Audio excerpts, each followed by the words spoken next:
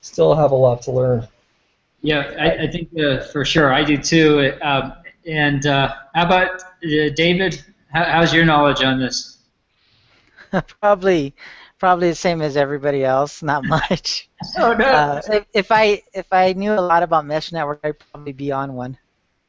Yeah, I agree. So, Okay, I'll go ahead and okay, you already went live. Okay. Yeah. So in my digging, just a little bit, I discovered some interesting things back in 2011.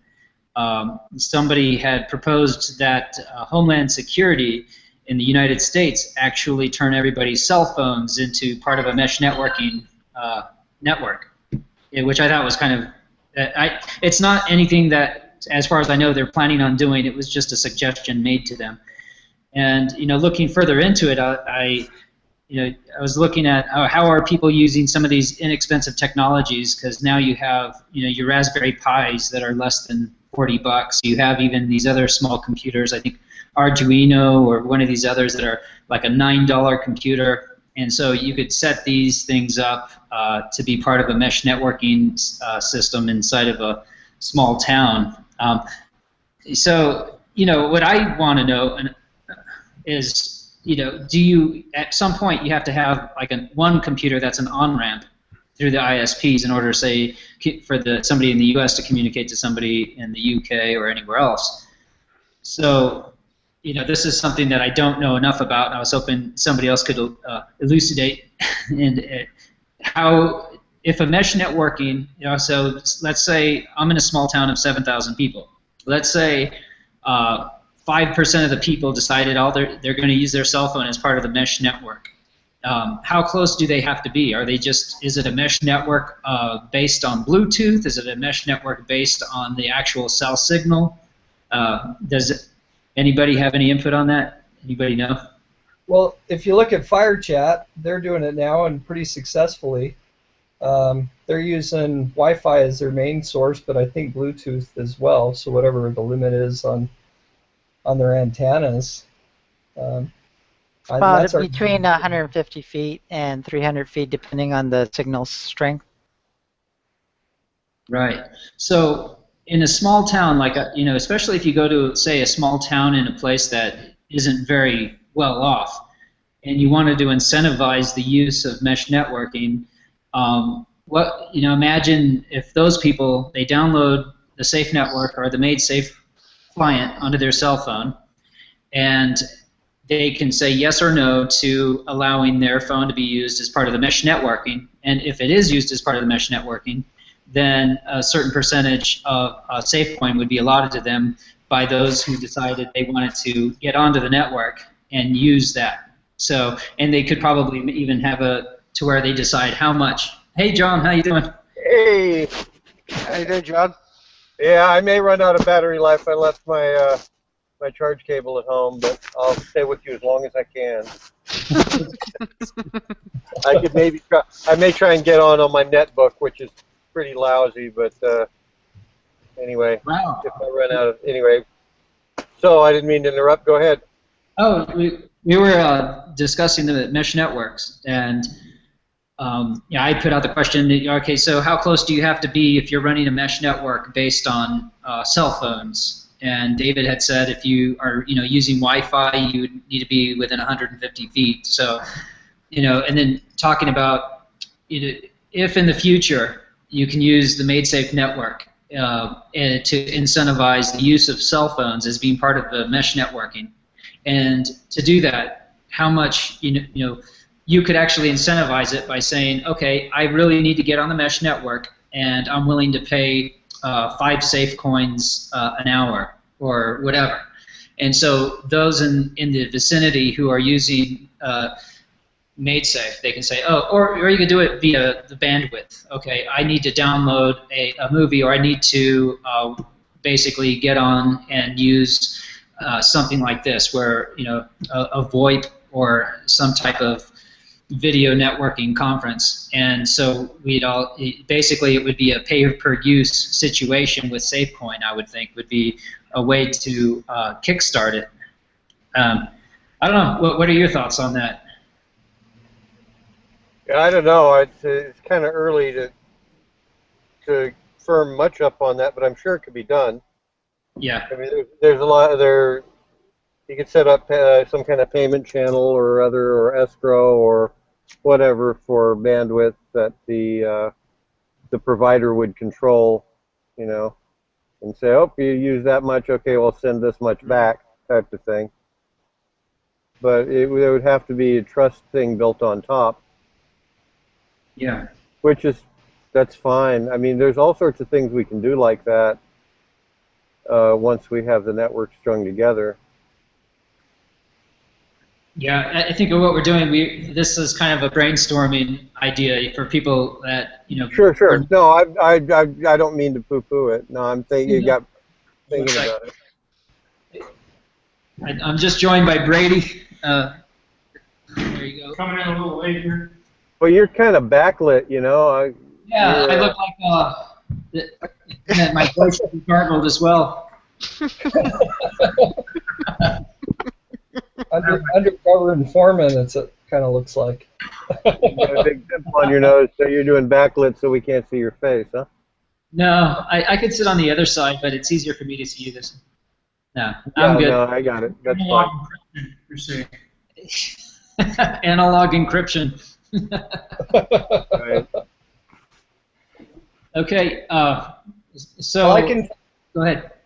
I can tell you my plan is I'm going to go door to door to my community and say, hey, do you want free internet? All you have to do is set up this box, which will be a mesh network. They'll have free wireless through their whole house, businesses, and I'll fund the whole thing with SafeCoin. Basically, it'll be a farmer/mesh all-in-one unit. Perfect. Oh, that's interesting, hey? That's a very good, yeah, that's a good idea. There's So you're providing the throughput for their farmer. Yeah, so one wireless network will be for anyone that's a member. So if they are donating their house, their power, their connection to the ISP, then they have access to our entire mesh network. And so you can see how that could grow very fast. Mm-hmm. And then so you'll have one system that'll be running the safe network and farming. It can even be separate, so there's no interaction of the two. And people have free internet with no catch, no advertisements, no tracking. I mean, how would you say no to that? So we're going to start with the cities that already have 1 gigabyte per second connections, fiber, and it's about $50 US dollars a month that they pay, and we'll pay that bill for them. Now I'm curious what legal status you stand there in terms of ISPs say, no sharing bandwidth and yow. I mean, that's fine. Not that I really care. Oh, I totally agree. But it's a landscape you got to watch about, Well, I can interject something for that conversation. Sure. The current restaurants, you ever see those signs, free Wi-Fi at Burger King, at Arby's? Well, it operates under similar principles. They're using their Wi-Fi, and they're not charging the consumer, the people that come in for coffee or Starbucks or whatnot, but the people that are using that Wi-Fi is consuming the bandwidth. So, however they deal with that is along a similar line, except we're just using it for MadeSafe access. Right. So, The difference. I'm not a lawyer, but The difference is the kind of account. See, if Starbucks or whatnot, they pay the ISP for a particular commercial account, basically, as opposed to a residential. So, I mean, and that's somebody needs to track that out. It's like, hey, I want to have a commercial account because I'm going to share it with. Yeah, they may say no, but you're a resident, you can't do that. That's all. Those things need to be tracked out. But I love the idea. Yeah. Well, you could throw it into a really nice, wonderful gray zone and market some device or box as like a media device or media streaming device, and just have some extras built in there that also farm SafeCoin or and have, like, well, I'm a musician, so I'm thinking from a music standpoint. And you could have it like an iPhone or Android dock where they put their phone in there with an NFC device that opens up a media player and also is farming coins and mesh networking, and just really throw it into a nice, wonderful legal gray zone and let everyone else worry about it after that. You really, let's stay in the gray. Yeah. Hey, that's got a nice ring to it. I like it. Stay in the gray. Well, I think that's why going door to door, and I'm not selling anybody anything, and they'll have full disclosure. They'll know what they're running, and they're basically contributing to the network that they're going to be using. Because why would they say no to the Safe network? I mean, that's an easy sell. So they'll be able to. I mean, it's all integrated.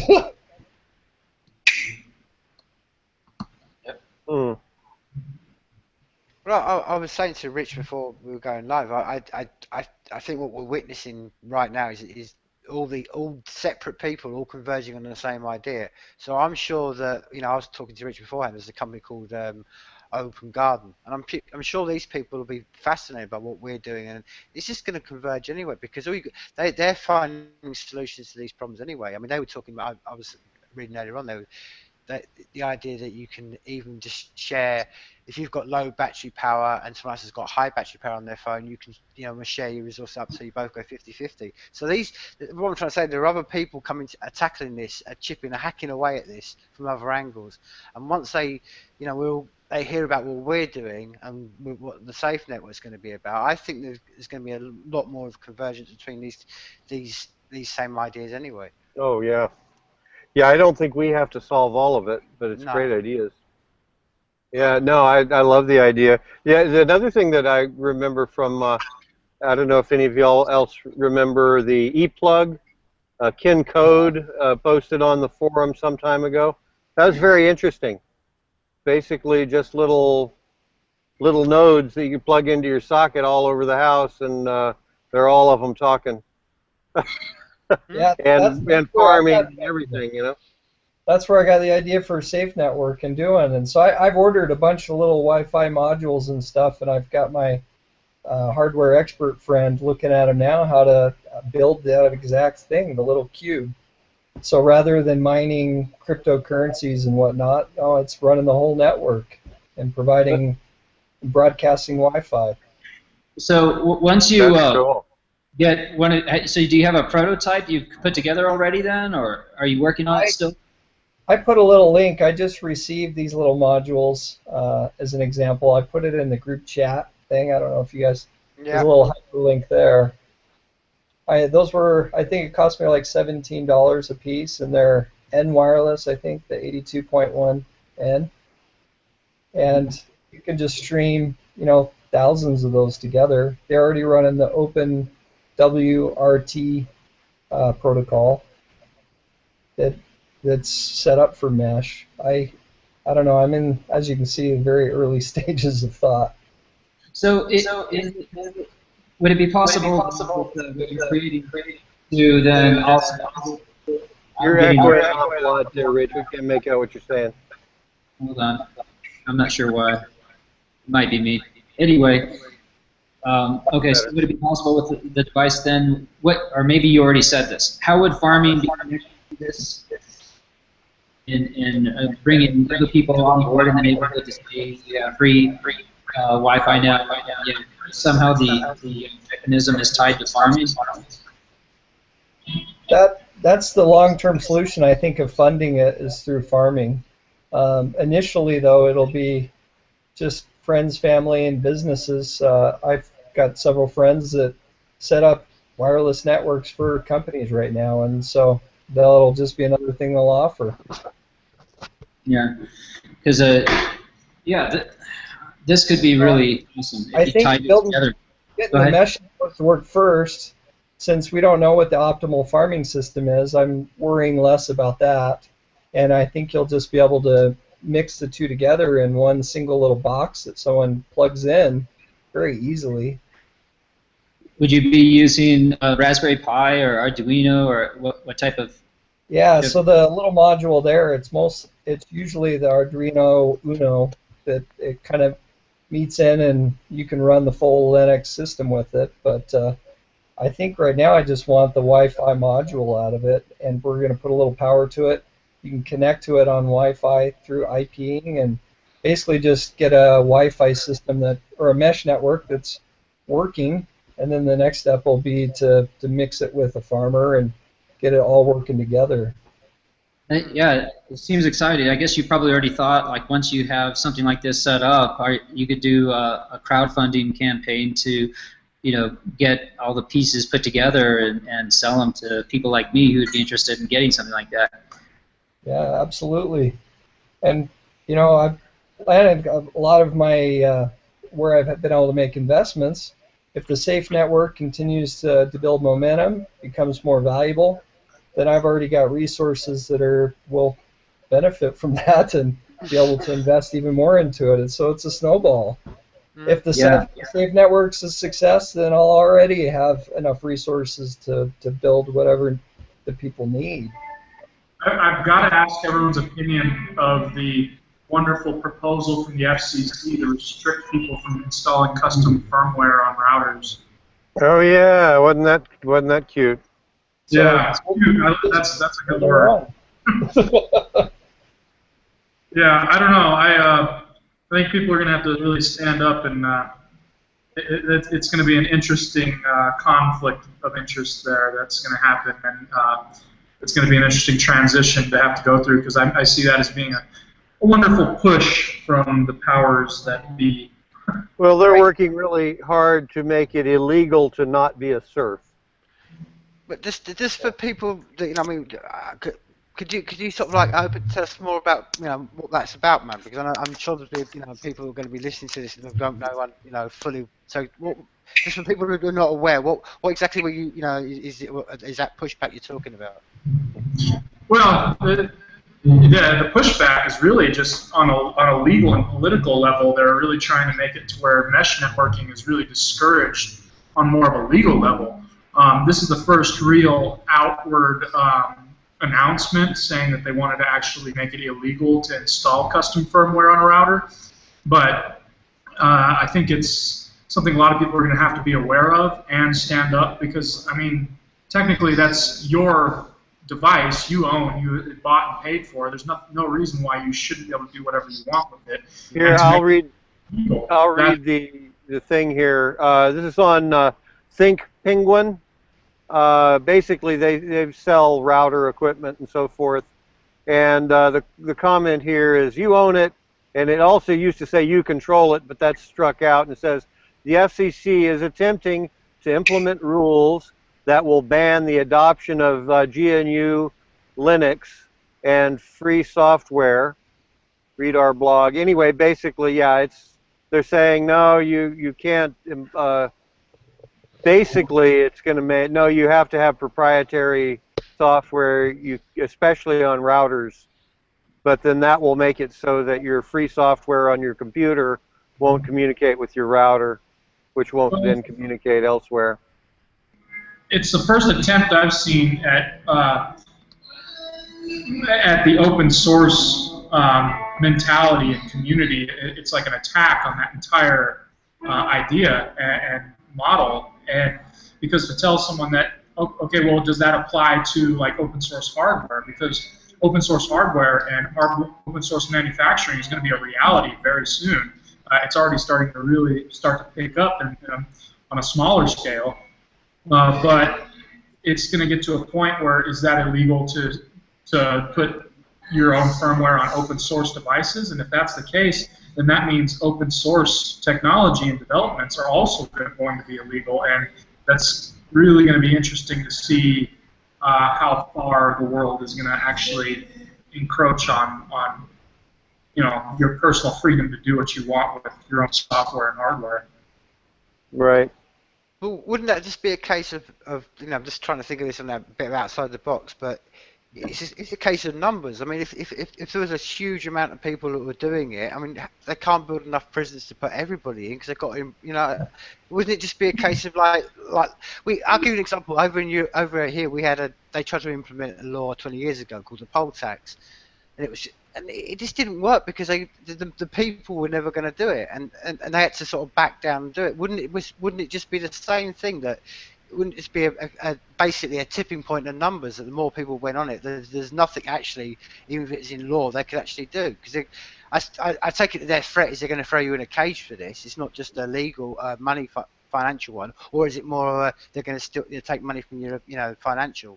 Or they'll just stop. Your ISP will stop providing you with service. They shut you off, shut you down.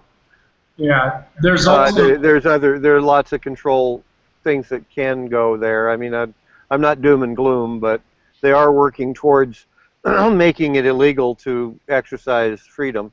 Yeah. Yeah. Well, I posted one more thing. It's Karuza, that's a researcher in Slovenia, I think, that is through infrared line of sight. They're up to 100-meter kit. It's all open source. I don't know that Wow, last mile cool. of basically the highway to the world, and the safe network to our house. That last mile, or whatever they call it. The mesh network solves that in some ways, and that's the direction we need to go. We don't need ISP.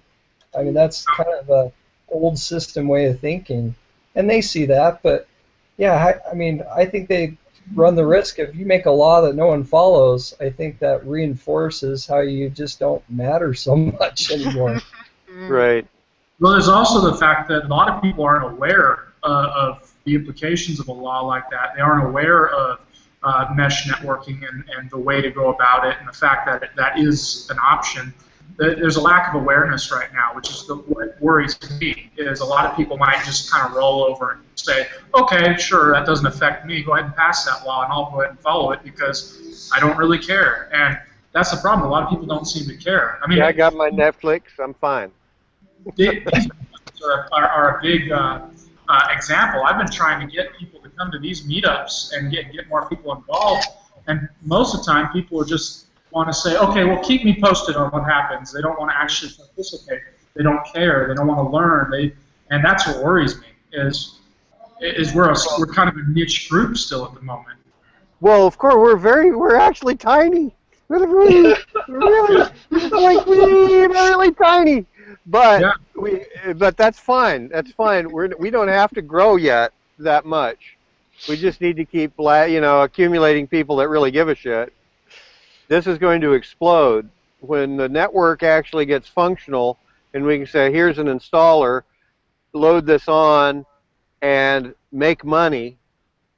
Not tons. You're not going to get rich, but make some money. You'll make 100 SafeCoin a week or 50, whatever, and I'll buy them from you. How about that? I'll pay you money for them.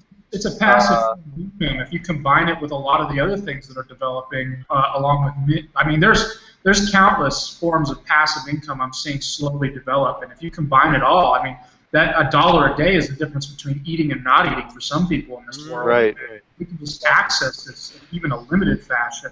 That could be life. What we're counting on here is we've got to get a core working unit. We've got to get it. Once we get where we can actually string together and have a functional network internationally that's easy to use, it's going to go stupid. It's going to get crazy. And that's what we've got to prepare for. That's why, I think the mesh end, the neat thing about the Safe Network is it'll function over the ISPs. They're working on the things necessary now for it to punch through routers and firewalls and just to work. Then, with that capability even largely together, that will allow incentives to build out to make the hardware situation match that, because there's an incentive structure then that can be input. We don't have the resources to build an entire mesh network now, but I love the idea of getting things in place and figuring out how it's going to work, because then pretty soon you can jump on it. Mm-hmm. Well, imagine you just go into your friend that has a 3D printer and print out, because the Karuza, they pretty much design this entire wireless network system using 3D printers. Do it yourself. That'll cost almost nothing. And That's fabulous. Oh no, I'm not saying don't do it. If you have an insight into that, jump on it with big feet. That's cool. That's cool. I would love to have something that prints circuit boards, and let's design a, It's that's definitely coming. That's we're coming too, I'm sure. it's coming quick, and open source hardware and circuits and electronics. It's coming in a big way. Yeah, no, that really is critical. It's got to come along really fast. But as far as it's really right. Our community is still, we're a really tiny community in a fairly small community. I mean, the whole crypto space is not very big. Uh-uh. Not to mention, Bitcoin has got a good chunk of activity within that space. But even that, there are people doing all sorts of things. But I think the Safe Network, as soon as we can get it functioning, it's going to be a pylon like crazy. Mm. You're going to take the Crust library and the routing library and build other networks that do other things. They may use all that to make an entire mesh network that the whole Safe Network can ride on top of. Who knows? It's going to be interesting. it's already exciting.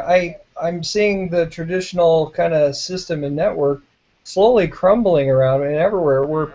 I still am considered kind of the odd person in my community and friend group, but more and more they're coming to me for, well, what's going on in this part of the world, or what's the information, and I see this thought process and idea that we've all kind of been a part of for a little while, and it's building and self-sustaining, and it's exciting to see. It seems to be growing every day.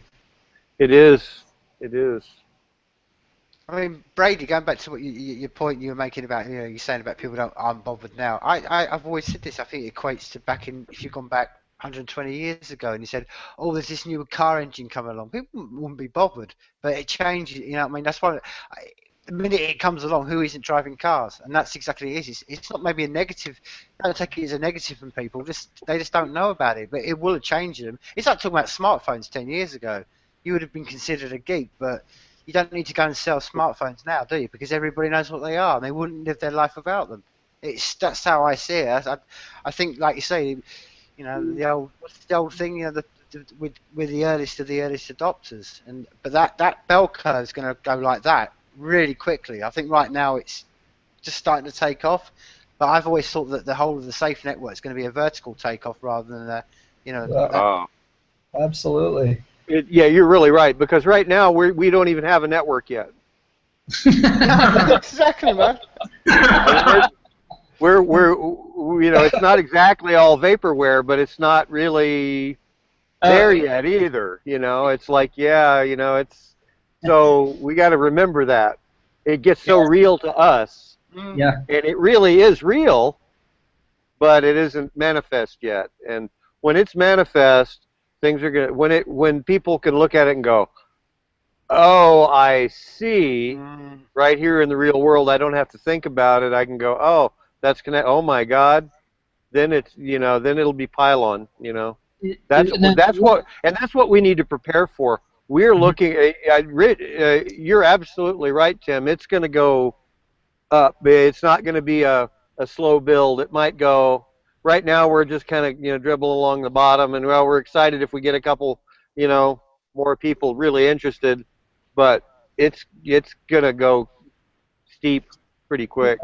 And to answer your question, Tim, you emailed me earlier asking what's that shark dolphin thing on the SafeCoin magazine, and that's actually a surfer waiting to start heading out to the ocean. So it's actually, I didn't see that. It's actually a more appropriate picture than somebody paddling to the wave, because the wave isn't there yet. It's actually smelling way back a mile off. But that's true. That's true. That's cool. I'm going to clarify that picture a little better so you can see that it's somebody waiting to surf. It's like early morning. They're waiting for the waves to start swelling. So. I just say, because on the image you showed me, Richard, this looked like a submarine or a shark. I was like, okay. It just seemed very kind of out of place of what we were doing, but Yeah, well, you know what? If something doesn't stand up, please, or stand out on it, because I really want this cover to be awesome. When people see it, they'll want to pick it up because they're like, okay, there's some cool shit in here. I know it. So Well, you know, I see what you're talking about. You need to have a beach. okay, That I see the surfer now, but I didn't even I recognize it. could I can use a little bit. it could be a top, too. Yeah, Spin the little anyway. yeah. So I'll Leave definitely a clear link that to up. what you're talking about. I wouldn't mind taking a look at it. Yeah, I'll Uh, send you a link on the side here. I you actually post the did a link. little bit of a re design on it. Let me go ahead and bring it up. Just out of interest, I mean, like you were just saying then, John. I mean, we're the ones that are the very early adopters of all this, and I mean, have we all tried setting up vaults this week? I mean, and if so, have we had any issues? Because I've had an issue with setting up. I set up a vault, managed to do it, went online, but when I tried, I was telling David earlier in the week when I went to do exactly the same process again.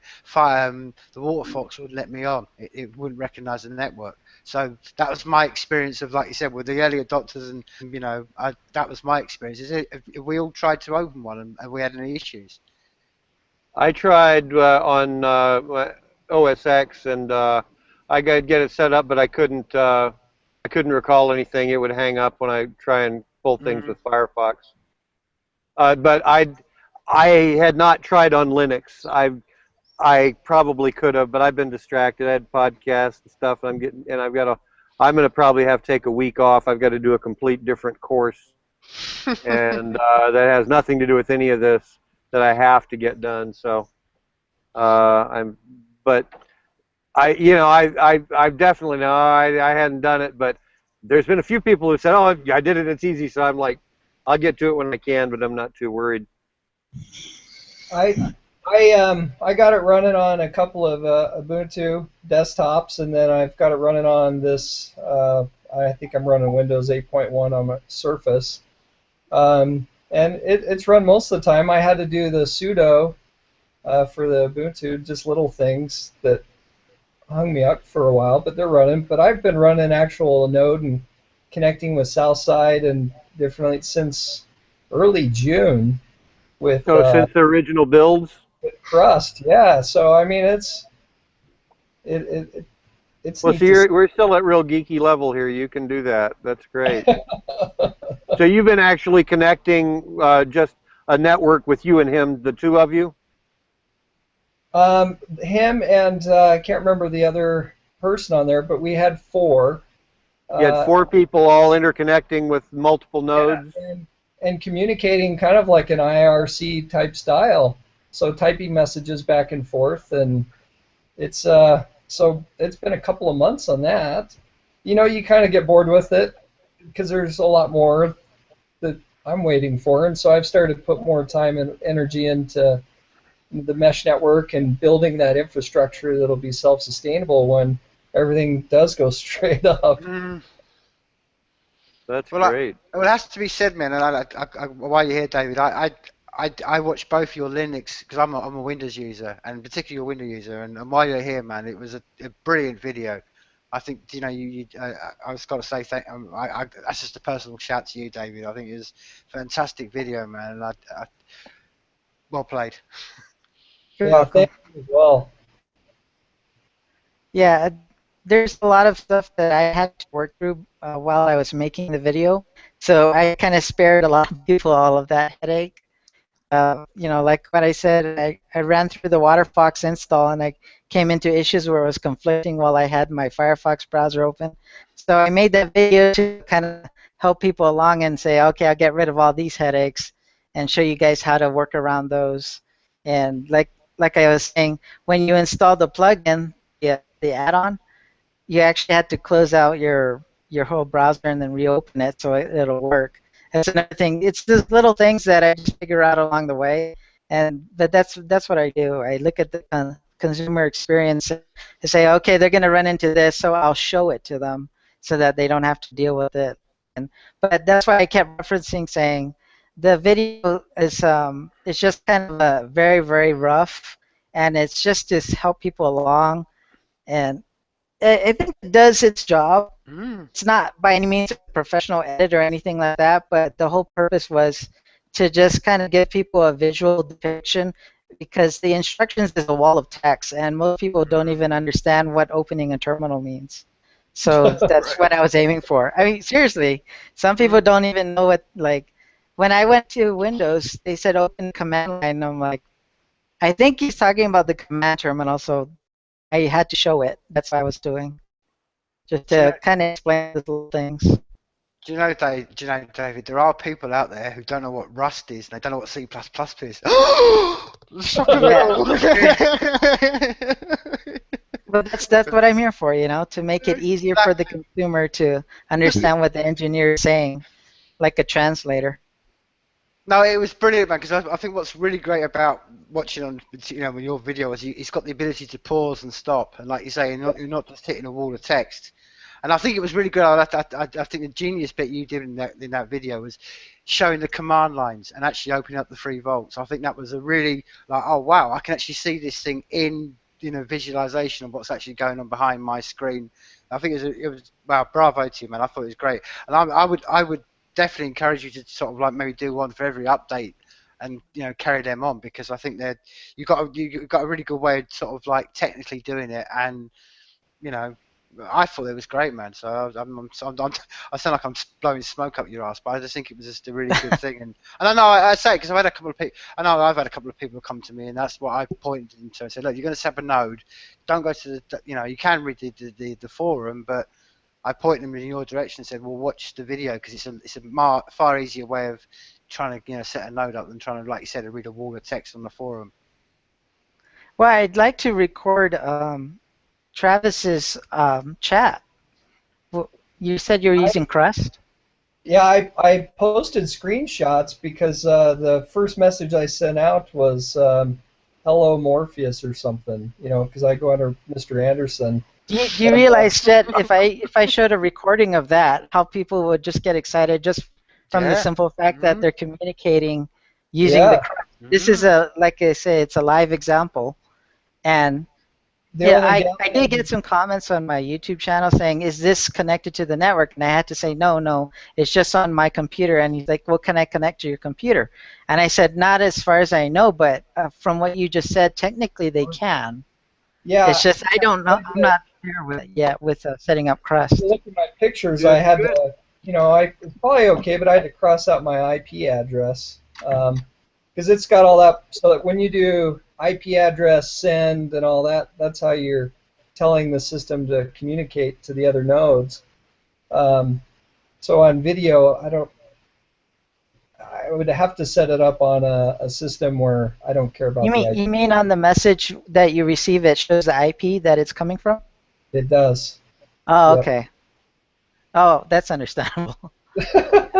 Yeah, we definitely don't want to show that the same network is broadcasting people's ISPs. But that's just stuff that's going to be happening on the background. So, yeah. It seems to work against what the ultimate architecture is. Like, well, this is who it's coming from. Aha, we got your IP address. And thanks to D. Yamanaka. Thank you. Now we know what to do. Wonderful. The guy that brought down the SAFEnetwork. Oh, that's just so awesome for my reputation. We haven't heard from Mr. Anderson for a while. I think, his whole network shut down. Well, it's like they say, we have to know how it works so we know how to use it. So if we don't know how it works, then we're kind of limited to what we can use it for. Have you, because I tried to post just a couple of simple HTML websites and then launch those instead of the templates, and it seemed to freeze about halfway through and just crash. How are you even able to, are you using the application? Yes, so I bring up the application, and instead of when you get to choose between template or uploading files, right. I'm taking a folder with an HTML site already built into it with the index.html and just copying it, and it starts to load it and put it onto my local SAFEnetwork, but I can't get it to successfully commit the whole thing? Have you had any luck or success with that? I haven't been able to upload it. I think that the application example that we're talking about, I Uh-huh. think it's not completed Yeah. because when I click on it, it doesn't like open up anything for me to select a file. And when I try to drag and drop something, I don't get any response. Like Okay. I have HTML files from my old websites. I drag and drop them onto the screen, and nothing happens. I was looking at the vault to see if something happened, but I didn't see anything happen either. Well, I could see, yeah, my vaults were picking up information, and they'd get about halfway, and then just everything stops. It might be that the application is not submitting it in a way that the vaults can understand. Yeah. This is me guessing because I'm not the engineer. But like I was telling Rich, I have to make guesses as to what's going on with stuff without any knowledge of engineering of how the vault is actually put together. The way I explained it to Rich was, or not Rich, Tim, sorry, that when you try to surf the website a second time, there's something that gets misaligned with the chunks, and so your browser is still waiting for the completed HTML file, but it doesn't receive the full thing completed. Something gets misaligned in the background, and I think that's why you can only surf it once. It's like you see it once and then it changed, Yep. Yeah. and I think that's an issue with the vault. I don't think that has anything to do with the browser, because the browser just says I need this file. The vault is the one that says I have these chunks. So he gives you the chunks, but if he gives you chunks, maybe the chunks are out of order, misaligned, or maybe one of the chunks are missing or got moved. I don't know. I have no idea what's going on with the vault. But as far as trying to upload, I would imagine the same problem is happening. Is the vault understands the template file, but it doesn't understand when you try to submit something else, an HTML file that's not what it's expecting. So Yeah. it might be on the vault side. Just out of curiosity, I'm still trying to wrap my head around a lot of the technical details of the Safe Network. So, is it? I take it has the full capability of an alternative to like BitTorrent, but with a financial platform built in as well, with large-scale file transfer and everything. Is that correct with the vaults? Pretty much, yeah. Okay. How different or similar is it to something like IPFS, if any of you have messed with that at all? Give me a summary of what that is, IPFS. IPFS, it's actually what if you've seen the Library of Alexandria project, have you seen that at all? No. You could think of IPFS basically like BitTorrent on crack. It's got a full-blown API built in and a lot of extra features that make it a lot more powerful than basic BitTorrent, and it's completely open source. It's not from a company, so it's really interesting to see it in action. But I'm wondering how it would interface with the Safe Network, and if anything, if it's interchangeable, or if it's just null and void, or if it would work hand in hand.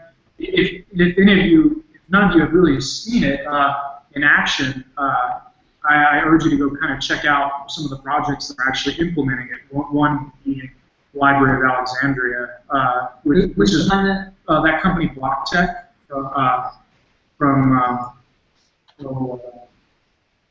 there's different projects they kind of have going on, but Library of Alexandria is like their big one they're working on at the moment. But go check it out. That's actually the first-hand implementation I've seen of IPFS.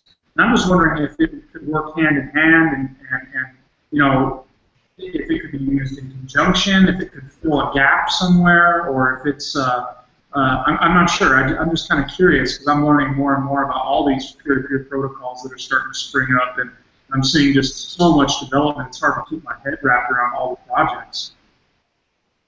Okay, so I'm on the Alexandria website and I'm looking at it. The premise is to be able to share files. It's a file sharing system, basically a distributed media server that also has. They're using an altcoin. They're actually using Florent coin to actually store the data for all the files and everything. But it's also tied into it's also tied into all the whole platform that they're building. It's really neat, but I think you have to go ask Devin Reed for beta access, but he's a really cool guy. He'll probably just, if you go pop into his Slack channel, he'll probably just let you go check it out. He's looking for anyone who wants to look at it. But I'm wondering if it could fill some gaps, because I see all these different projects kind of working in different camps, but we're all working towards similar goals. And I'm wondering how they could all be conjoined and work together and really work as a whole team, because I mean, we're all working towards the same thing, you know? Well, I'll just give you from my knowledge. It might not even be accurate, but from my understanding, BitTorrent, you're required to be a seeder, meaning you have the full file. That's not how the SAFEnetwork operates. You only have chunks, and you may not even have like a chunk of the entire file. So you're in the SAFEnetwork, you're not a seeder of the full file. You're a seeder of a piece of a file. Do you Okay. do you get what I'm driving at? The difference?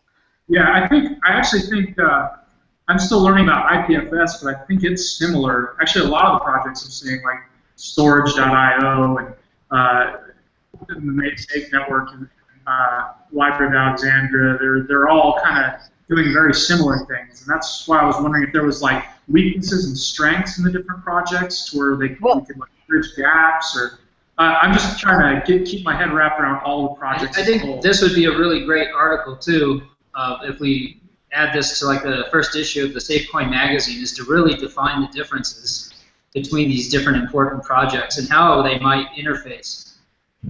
Well, the reason why I'm actually bringing this up is because I don't think they interface very well, and my reasoning is, when the IPFS or BitTorrent, they want to receive a file, they have to know who's seeding it. That's the only way they can retrieve it.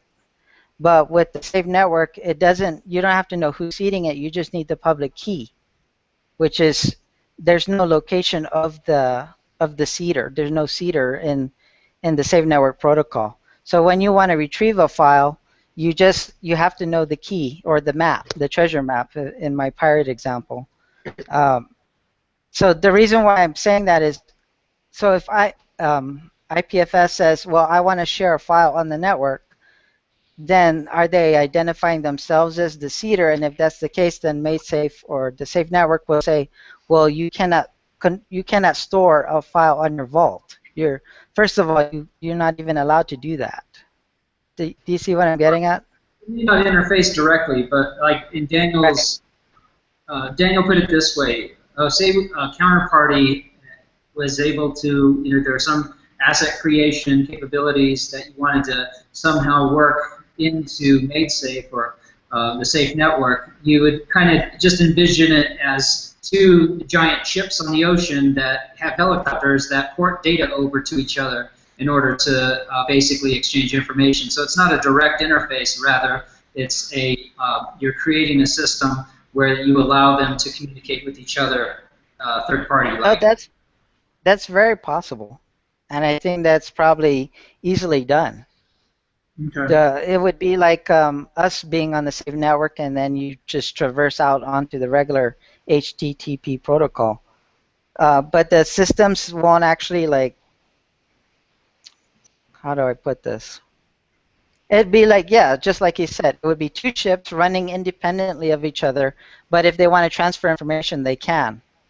So the thing is that point of access between the two ships, or in your analogy, the helicopter, is the weak link. In other words, if that helicopter is being monitored, then that's an issue. That's why the SAFEnetwork tries to say, we don't want helicopters. We want the information to come from all directions. But that's from a security perspective. That's not, like I said, yeah, anything is possible. You can bridge the two. Right. And that's but it's just not what the SAFEnetwork was meant to do.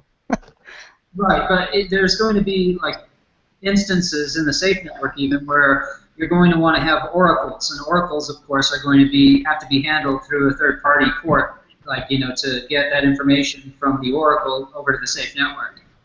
In the case of like you have your, what's the technology behind predictive markets, right? Augur. Augur, yeah. So Augur, right? You have to have basically, if you're creating a smart contract, you might use Ethereum, and then you're using a third party for the Oracle, and then yet you're actually working with that contract that created on Ethereum within the Safe network. There's going, yeah, somehow all of these are going to tie together. I don't know how, but I'm sure of it. They got it. Yeah, I'm not against collaboration or even bridging networks. I was just pointing out the differences of the way they operate, and for that reason, they cannot completely mesh. And like I said, I was agreeing with you. The way Dali put it is that there really are two different ships operating independently of each other. But yeah, for sure, we can just all hang out in the big, wide open digital ocean and say, well, I want to use this service from this network, so they would find a bridge. They could make a way for them to communicate. Right. Yeah, Rich. So I'm looking at the Flickr you posted, and I really like the rough draft so far of the cover. That's awesome. Looks really good. Yeah, thank you. I'm definitely going to go back in there and do some tweaks. We got to reorganize it to where David Irvine gets his proper place somewhere in there. Yeah. Top left. The Hebrews read from right to left, so I figured that was proper in Israel. Somewhere it's proper. And I posted another one, so I've been trying to educate myself on other projects that have that same kind of characteristic spirit of what I think the Safe Network represents. And I think the Daemon or Daemon Saw, however you say it, is a perfect example of that, a recent, where he's going to build it on the Safe Network. I've been using that software for a couple weeks now, and it just blows my mind. And the main programmer, Aija, I think he goes by, is very nice. Yes. And it took one conversation, one ambassador from the Safe Network to say, hey, I understand your technology. This is a Safe Network, and really there's a symbiotic relationship, and it was instant. Here he was focusing on going with McAfee and this huge money and everything else, but it just took one conversation for him to say, no, this is where my program needs to be built on and foundation. So I think all these projects and really being the ambassador and going out and learning them and making those connections, it can only help us all. It's exactly what I was trying to say earlier on, Travis. I think it's a case of a lot of things are converging at the moment, and what's going to happen is just, as I was saying to Rich before the podcast, we just need to connect people, and this is what this rudimentary thing we're doing through this Google crappy Hangout thing. But you know what I mean? Well, none of us are fans of it, but it's getting that's.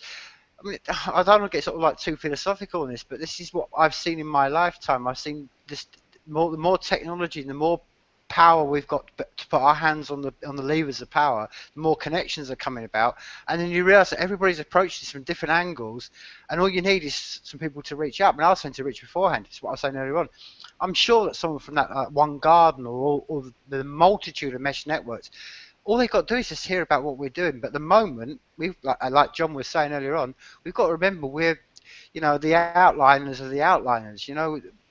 I know we know what's coming, and we know that it's going to go like this very quickly. But it's just getting the word out, and I think more people that hear about it, like you say, are going to join on board. And then some of the issues that maybe we could spend our hands, hours and hours and hours banging our heads against the wall, about how do we do this, how do we solve that.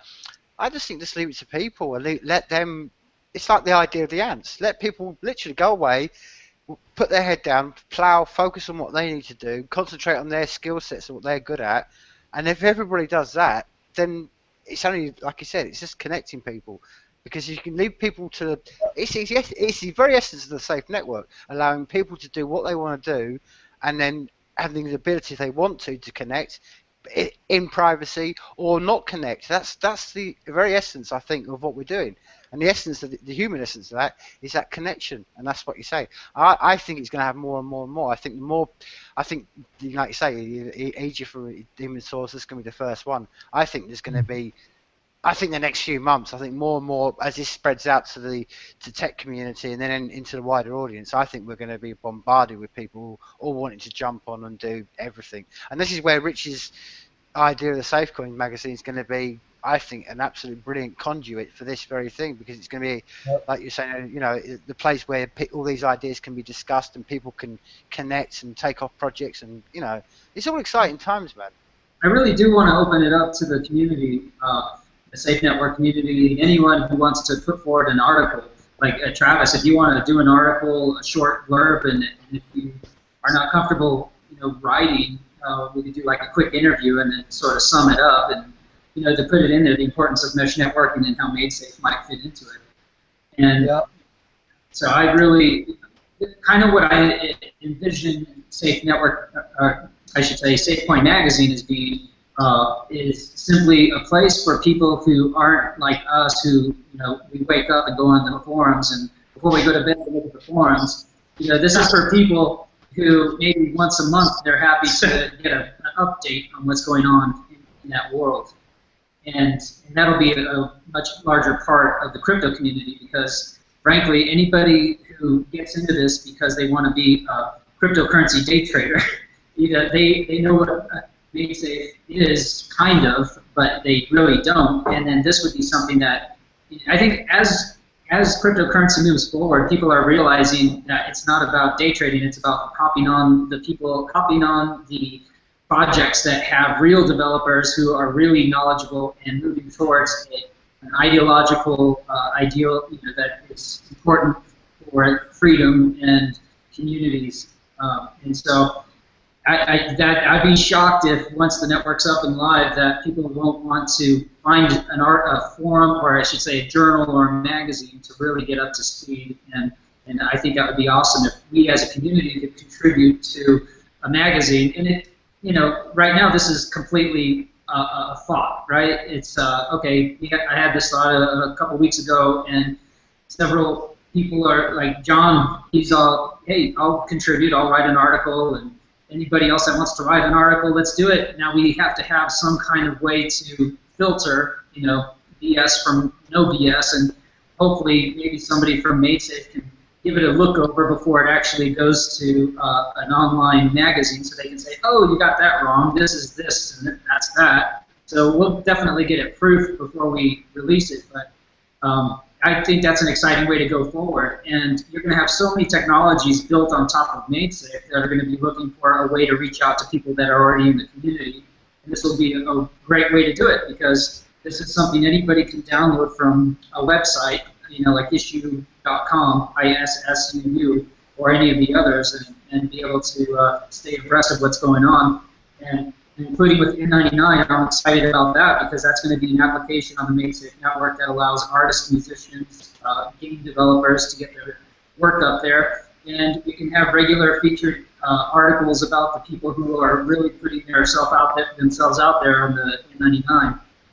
Well, I don't think I cut everyone off. I'm going to have to take off. I just wanted to say bye, and sorry I didn't get to join for the whole thing, but I at least wanted to stop in and just chit-chat about, distributed stuff. I'm actually headed out to go to a aquaponics a workshop, because I'm a big advocate of distributed food production as well. Because we're about here 10 billion people in the world here, quicker than anyone's comfortable with, and I see aquaponics as a solution to that. So I'm off to do distributed food production. I'll see you guys later. Hey, thanks for joining.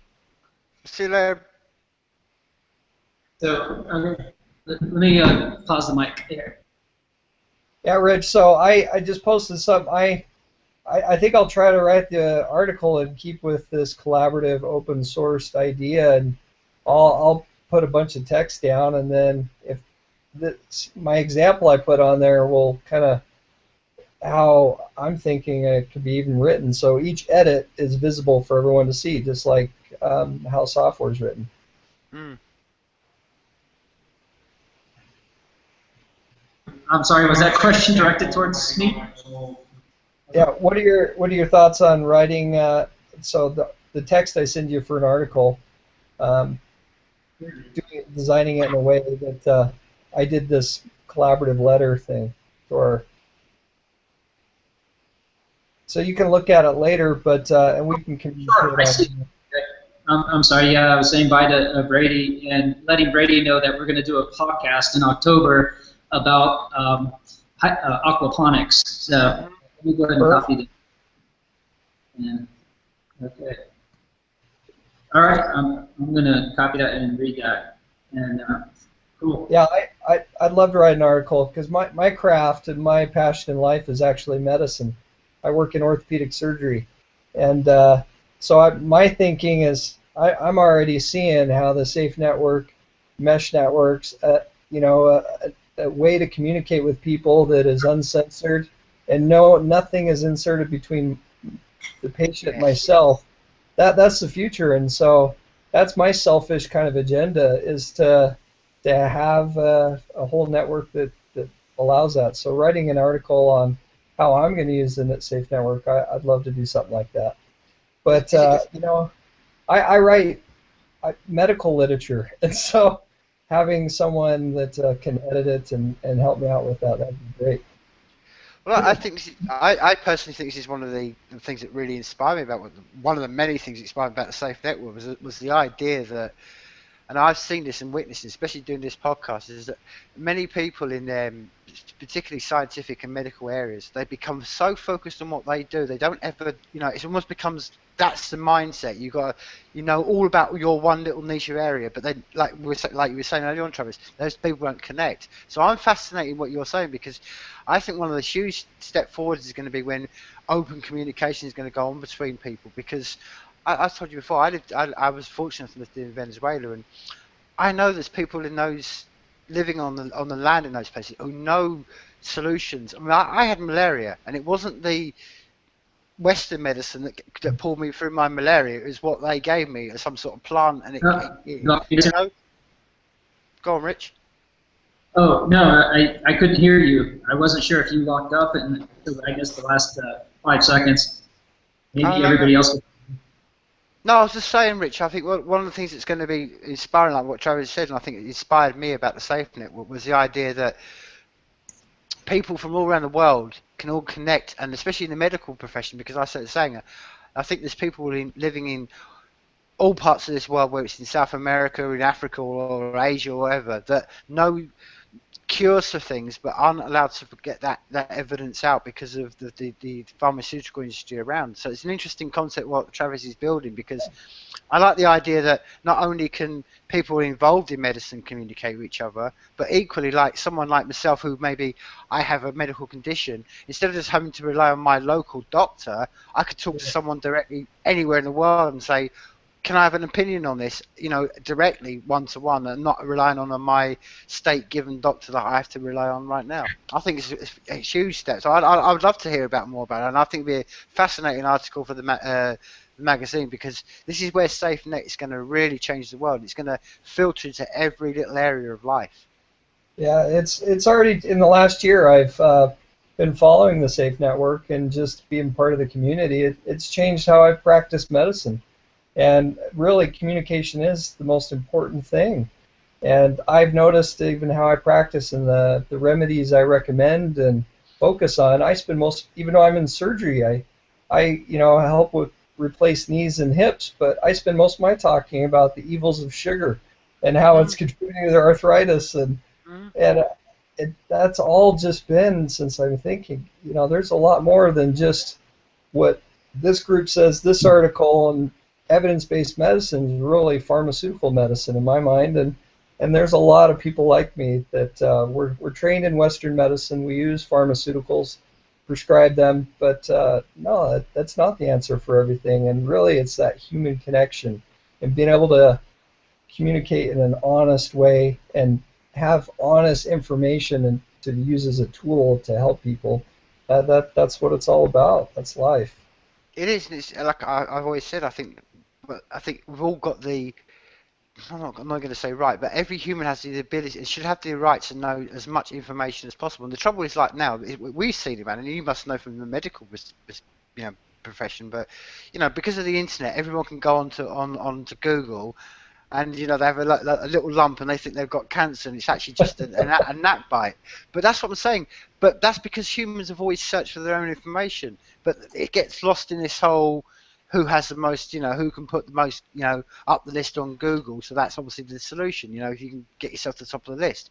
So I think this is what I'm saying. These are right now. That's what I think about. I think, okay, we're seeing now that I would love the idea to, like I say, just to connect with to someone like someone like you and have an honest conversation, because that will change a lot of things. And I think it's from both ends as well, because I'm sure there's so many people, not only in the medical industry, but I think a lot of industries who have got a lot of knowledge but are almost restricted by the industry they're in, because they're not allowed to free themselves because they're worried about losing credibility or status. Or Yep, that's that you hit the nail on the head right there. I'm restricted from really sharing what I have to offer. I mean, the amount of years it took just for me and all the licensing, and the amount of resources, money I have to spend to keep up my licensing and everything. I mean, it's just, it really keeps me from doing what I do best, which is healing people. Mm.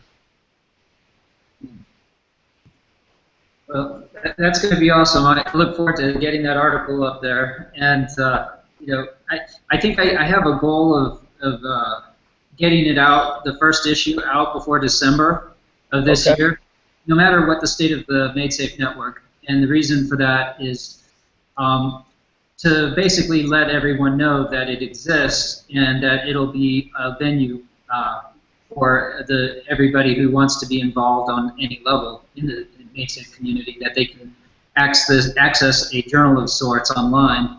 And also, Dali, the coder for N99, has said that if it's done right, it could be something that is then printed and used at technology conferences where MadeSafe is promoting themselves. And so, yeah, I think there's a lot of potential there.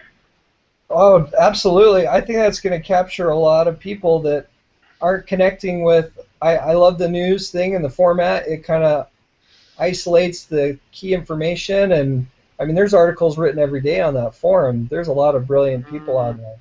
And having it in a magazine format, I think that's going to capture a lot of people that just don't learn in the what's available currently. Which I love all the things and reading through the forum and individual things, but I know not everybody reads and learns that way. Rich, do you mind if I just bounce an idea out? So I keep seeing you, Richard, and I've seen you sat in that room. And there's a gentleman to your right who's an older gentleman. I don't mean that in any derogatory terms, my friend. But I mean, I just say you're sat there as a human being in a room. I'm fascinated to what's interesting you about this whole world, because you're sat there physically in a room, and there's obviously some sort of interest, and you're probably a bit more further down the journey than everyone else in this conversation. So I'd love to hear your thoughts, my friend. I thought it was out of sight.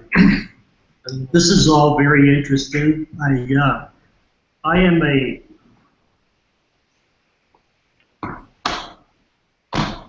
I accept Bitcoin for my services, and Rich is one of my customers, and he got me involved with Bitcoin, and it's kind of some of my background. I was in the Navy, U.S. Navy for 20 years. I retired from the Navy. Nice.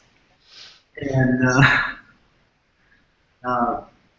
I enjoy, I was in digital electronics, taught digital analog electronics and then digital electronics before I retired. And fascinated with cryptology, and this information is an extremely powerful tool, and it should be in the hands of everyone. And I appreciate all the work that you guys are doing. Rich is fascinating ideas and multi-talented, as you guys. Thanks. So, by the way, my name is Roger Allen. Hi, Roger. Now, I was fascinated because you mentioned you were in the Navy, and going right back to the mesh networks. in the conversation that I was, one of the research I was doing about mesh networks, the guy was actually saying that we should basically follow the lead of what the military do, because they've been using mesh networks for a while because they like the idea of long range communication outside of any ISPNs and all that kind of stuff. So is that something that you know, from your area, that you think we should, there are sort of things we should be looking at in the military terms, how they're communicating, or is that something that isn't possible for us to even attempt?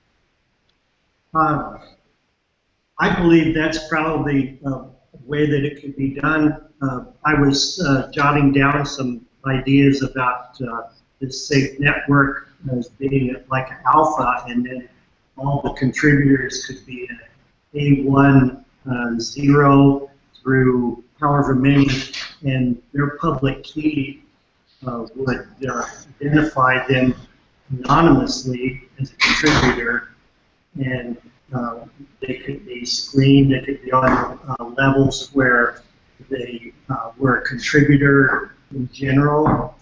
They could be someone that's vested and well respected and known, could have higher access, maybe not as screened. Along that line, I actually went to CoinDaddy.io and created a digital asset called SafeCoin Mag.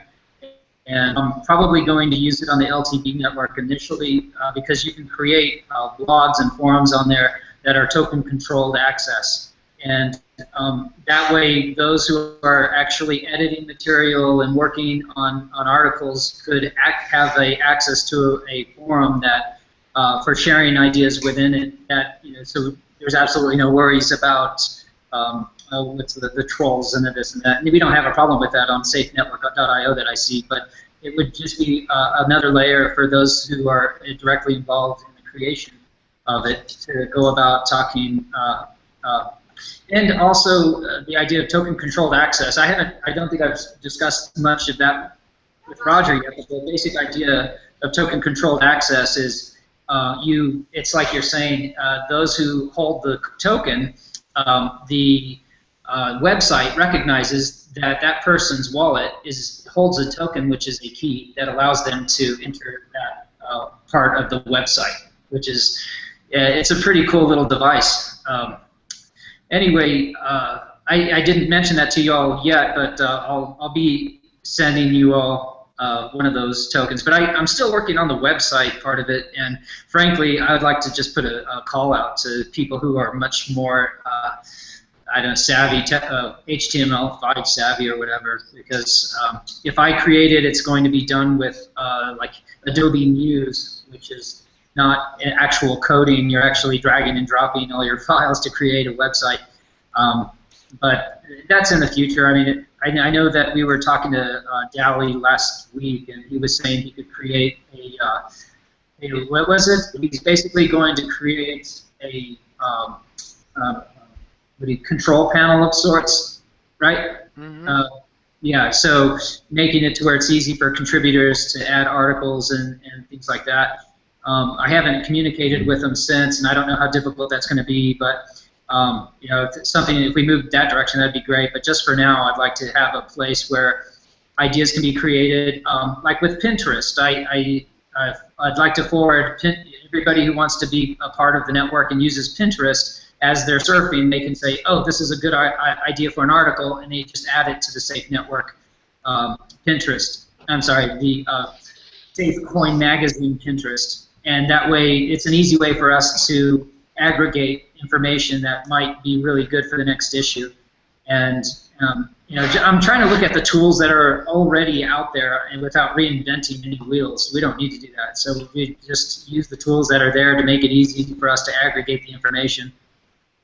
And hopefully, as you said before, Tim, getting people who understand, their specialties to get on board, and that way, we don't want to have to spin wheels that are basically like my tricycle wheels, and we could use some as earth-moving wheels.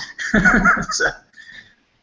Yeah, and I think it's as I said to you before, Rich. I think it's crucial that as well that particularly for the SafeCoin magazine. I think it was just absolute fantastic idea, and it can really grow. But I think what's really crucial about it is to break out of the, as I said to you before the podcast, from the sort of almost like the geeky world that we're in, and it is a kind of geeky world. Let's be true about this. We're all sitting and talking about this, but it's giving examples. That's what I say. It's giving examples of your everyday people and how they're using it and what it means to them. That's why I was sort of saying. That's why I was fascinated with like Roger's story, because I think it's the everyday person. Not the overly, because you can almost get focused on the decoders and stuff. I mean, it's giving real day examples of like, and why, asking people. It's the greatest question to ask is why. That's why I asked Roger. Now, why would anyone be sat in a room talking about this on a Saturday night when they could be watching, football on the TV?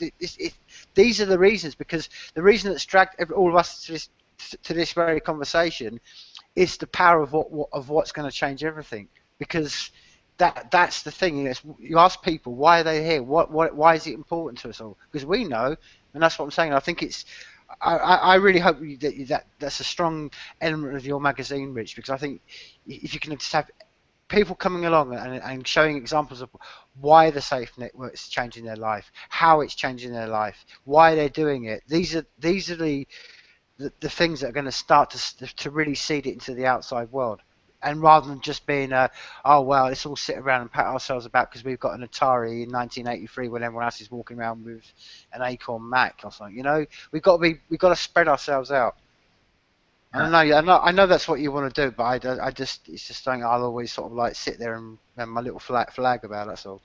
No, and I really, even though, I want the magazine to be the community's. I don't really want anybody to say, oh, that's Rich's magazine. I understand that everything needs sort of the person who gets out there with a flag and says, hey, let's do this. But ultimately, I'd rather somebody who knows how to, that would be awesome if somebody who's done several magazines says, hey, Rich, that was a good idea. I'll take over, and I'll be like, shit, yeah, that's a good idea, because I just want to see the thing get built. Travis, I noticed that you were when Roger said he was in the Navy. Were you in the Navy too? I was in the Navy. I was a corpsman. I was a medic with the Marine Corps. Let me introduce you to another Navy man over on this side. Anthony Sullivan, Combat Aircrew, 8263. I was an IRT, P3 Orions. Spook with VQ1 and VP1. An avionics technician in flight, if you will. Yeah, when did you get out? I got out right after the Gulf War. Around 2000, I got out. I was active duty right out of high school and until then. So that kind of. Were you assigned to the Marines, or were you working with the Navy? Were you the MAG or? Once I finished a year and a half of schooling in the Navy, I was enlisted as a corpsman. They forced me to volunteer to serve with the Marines. You're a pecker checker. And I just happened to be the youngest, lowest ranking guy all the time, and so I got shipped all over the world. But it ended up being a great experience for me because I got to see the world and really how people do it differently all over, and that's what makes us. Were you Westpac or were you Atlantic Fleet? I spent a lot of time on different Gator freighters. Did you ever make it to Subic? Subic? Yes, Subic Bay, Philippines. No, it was mostly Africa and Eastern Europe, a little bit like South America. Like that? Dude. Okay. Yeah, no, it was rough, but also, you see the worst of the world and you see the best, and it's whatever you want to focus on. Yeah. Well, I've been everywhere from basically Hawaii up to King Salmon, Adak, Shimya, Misawa, Kadena, Naha. Then we went to QB and spent some time in Pattaya Beach at Utapao Air Base. And then went to Diego Garcia, spent some time there, enjoying beers and barbecues. And then we went down it's a sandy land. Been to Haifa and Djibouti, all over the place. Westpac's better than Atlantic Fleet. We have much better party places, It especially. sounds like it. Yeah, that's all completely, literally foreign to me. Yeah. Too bad. I guess you were like doing a. Oh well. So now he's actually involved in more the internet technologies side of things. So if you want to. Yeah, I'm a systems engineer. My primary specialty is ultra high speed broadband video or digital imagery. Oh, wow. Yeah, I worked at CN's missile range for quite a few years. I'm an optical engineer. I'm kind of particularly interested in this technology in regards to trying to build bulletproof infrastructure to stop some of these zero-day Java vulnerabilities that are out there. Wow. And, of course, do you all know who Anonymous is by any chance? Is that a trick question? Yeah, I was about to say. Is that a trick question? Are you familiar with the organization? If I said we are Legion? Yeah. Yeah, I think we know Guess of them, so. but we don't know them. That's an answer. Neither confirm or deny. Anyways, what I thought would be really good is if we all got together at some place like NetWorld or Cinerock or Vegas, or at least one of the NetWorld or Cinerocks. That way we could probably meld the program inside of the house with the technology stack. And as far as interoperability goes, that's what this whole Safe network is all about. Have a interoperable network no matter what your platform is.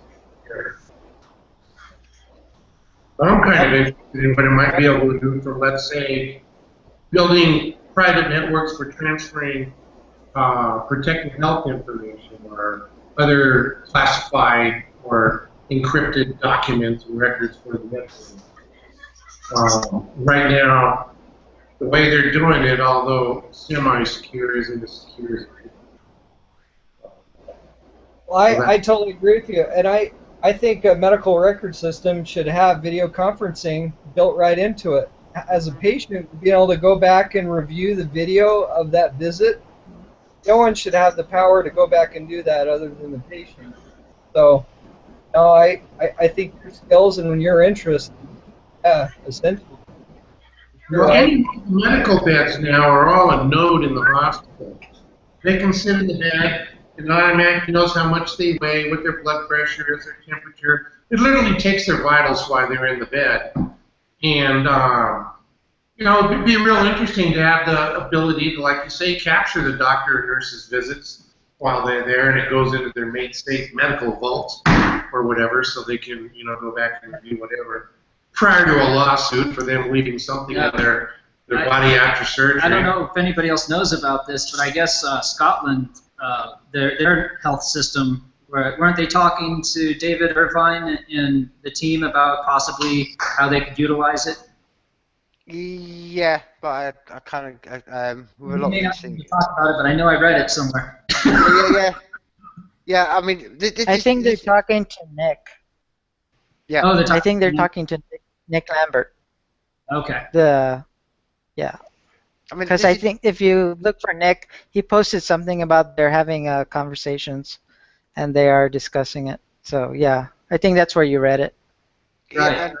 I mean, as you know, Rich. I mean, it's not too parochial, but and I'm sure Travis will understand this completely. But I think the real big attraction over here, even though we've got completely, an NHS government, health service over here, it's completely state. You know what I mean?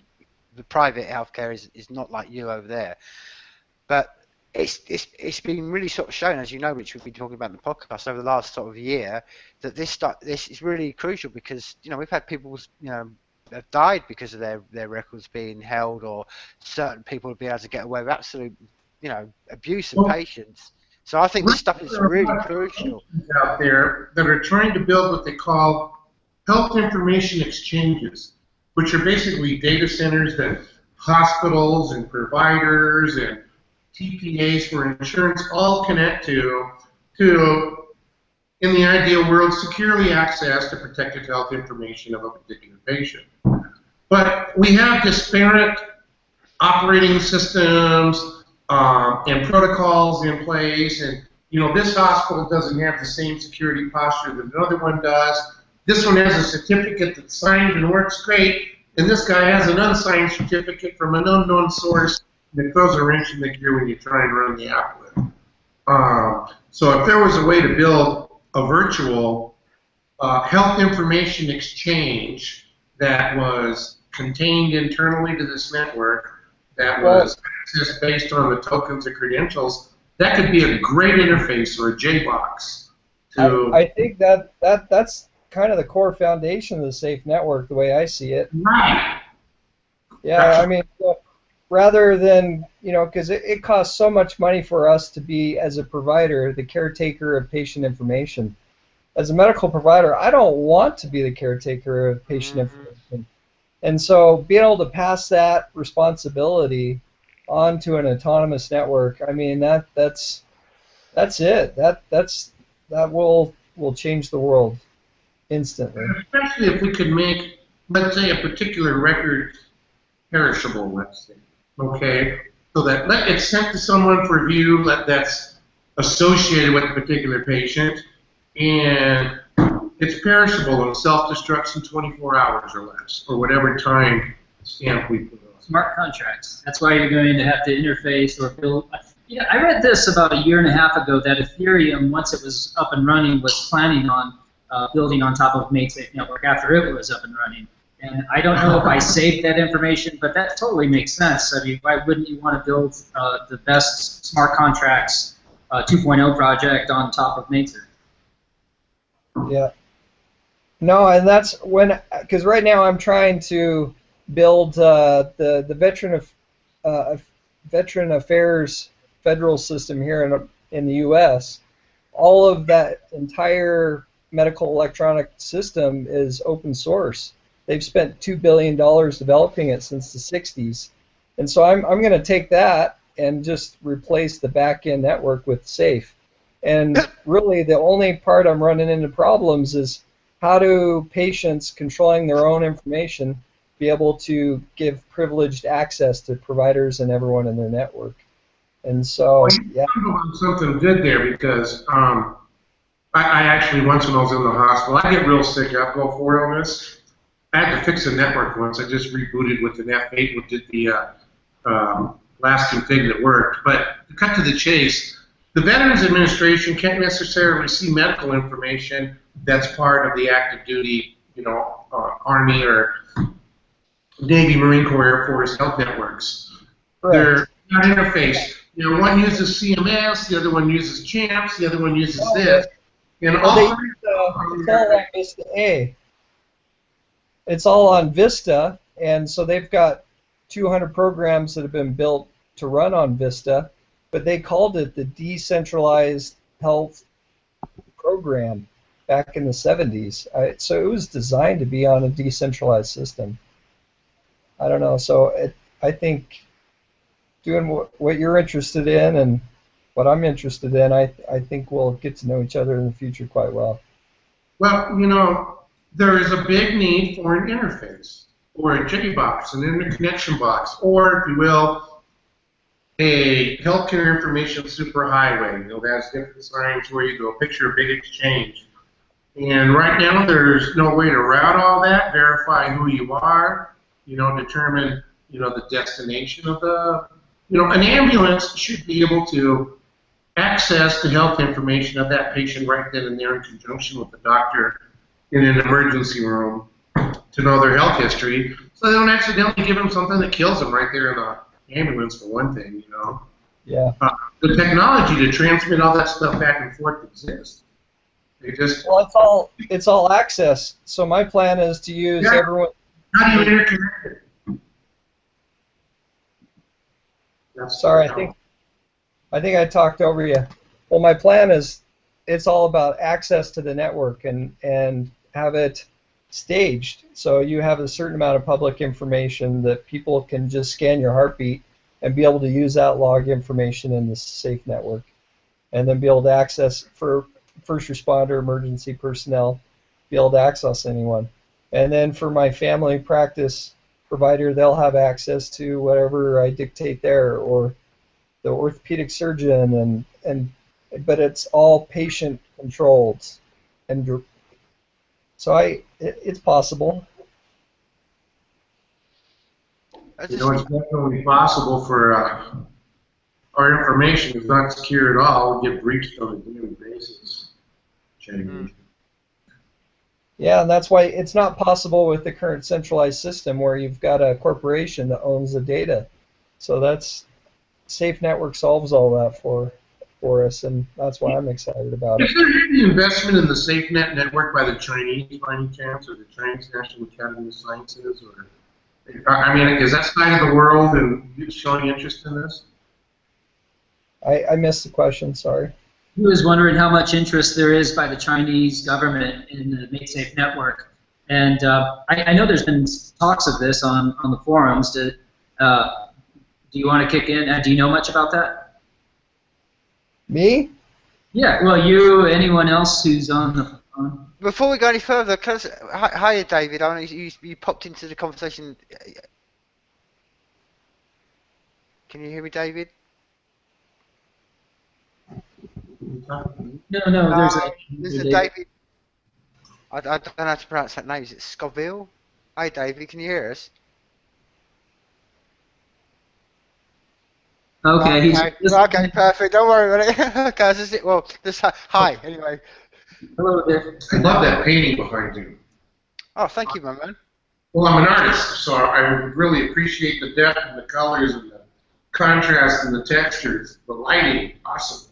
Well, man, I love it, man. It's one of my favourite paintings. Anyway, but it's the place. It's called this is painted of Glen Coe. Now, anyone if you go on Google, if you know your Scottish history, it's a really kind of dark, moody place in Scotland, really, man. It's kind of known for the massacre of Glen Coe, where there was basically the English troops. You know, I think I saw a YouTube video of a tornado flying through those canyons and those coves in Upper Scotland. It was really, because they're coming in like 50 feet.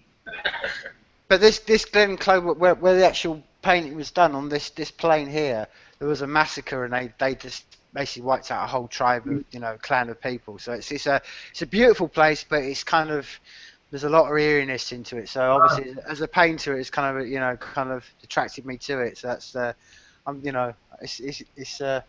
yeah. Anyway, we're talking painting now. So you do painting yourself, yeah? Yes, I do. It's nice to meet another painter. I was saying to Rich before the podcast, I've been doing this podcast for about a year now, and I flew the flag because I thought, I'll be inundated by artists, and I haven't met any artists yet. So you're the first artist I've met, man. So. Well, I really love painting. I paint here all the time. I do mostly portraits, but I have done quite a few landscapes. I like doing realistic faces. Well, you see, I'm sure. I hope Rich has sort of spoken to you, but that's exactly what what the N99 is about, man. It's just, you would meet the same frustrations I would have met, which is the same frustrations I think draws a lot of people to the SAFEnet, whether it's medical or anything. It's just always a middleman. We were just talking then about the middlemen in the medical industry. There's middlemen in the arts industry. I'm sure you face middlemen in your side, and that's where we're living now, man. We're just breaking down the middlemen. I just wanted to tell you, when I was stationed in Scotland at Prestwick from 1976 till 1978, and drove all around, flew all around Thurso, Machrihanish, Londonderry, Edinburgh. I have some relatives that from my first marriage that live in Dunfermline, and all up in the beautiful country. Beautiful. Yeah. Not only is it a beautiful country, and I don't think it's any coincidence at all that the architect of the main safe network is from Scotland. I think it's there's a very much freedom-loving set of people up here, even compared to England. I mean, England's just a few hundred miles away, but the difference is completely black and white, as you would have known, because the English are very conformist and they've been the empires builders, and the Scots have always been. It's a bit like I tend to sort of see how the South got treated in the USA. You know, there was after they lost the battle, the South got treated like shit, and it's the same happened up here in Scotland. So it's like I say, it's no coincidence that the architect is Scottish, because it's a very much a freedom-loving set of people over here. And still have a stranglehold on Scotch whiskey. Yep. It's all the Queens, huh? Well, it's really funny. I'll tell you a story about the Scottish whiskey that just down the road from me, because I'm about 40 miles north of Glasgow, so I'm on the very edge of the Highlands. Yep. And I don't know if you've ever, whether you do remember or not, but there's an island. Basically, the river goes into Glasgow, and as you go into the river, narrows and narrows and narrows and narrows, and that's where all the trade from originally came from. When the Scots were doing tobacco from America, and it was a huge, great big port. But now it's not so much of a port, but there's an island on the river, but right in the middle of the island, and that place is just like almost like a fortress, like Alcatraz. And all they keep on that is a whiskey. So it's kind of like the banks they don't worry about, but the most important thing you'll never take off the Scots is all the whiskey. They protect that stuff like it's, it's just that they gave the banks away, man. We sold, they sold the RBS and all that off, but the whiskey, as you said. But again, that's another area. I mean, it's another. I live down in Argentina, and I remember it's a world we live in. That why shouldn't you over there be able to buy whiskey rather than having to go through all these middlemen and licenses and this, that, and the other. This is there's so many. I don't know how you feel, but at times I sort of feel like I look at the world around and think, okay, I know we're like we were saying, like John was saying earlier, we are the early adopters of this, but at times I think. I live in a world, and you look around the world out there, and you think, God, you're so far behind the times. How can this stuff still go on? We've got. It's kind of like all the whiskey stuff is throwbacks to the prohibition. And it's kind of like how long ago was that? And it's going to change, and that's what I love about the world we're going to build, because everyone should be able to enjoy stuff like you're saying. This is, you mentioned the whiskey, another perfect example. Like everything, it's just everything's been held back by these old, antiquated middlemen and momentum from history. That's basically, as I've always said. I mean, we live in a world that everything that surrounds us has been written by dead people, man. They're long time gone, man. They're all gone. These people that wrote all these laws about whiskey and medical wrestles and having licenses, man, they're all gone. The world is being built here. And I lived in Kilmarnock, and beautiful little town. This was in 1976, 77, and we drove all around. I really thoroughly enjoyed it, and everyone said, "We love you, you Americans, because you did to England what we should have done long ago."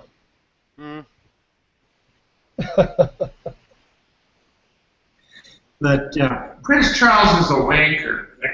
Yes!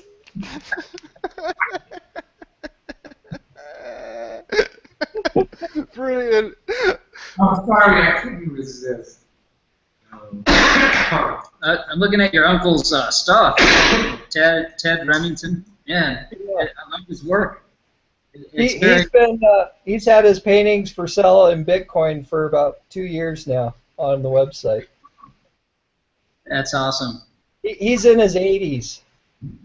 Oh wow, those are beautiful southwestern colors and yes, Santa Fe, sights Sedona, that we see every day here. Moab. Yep.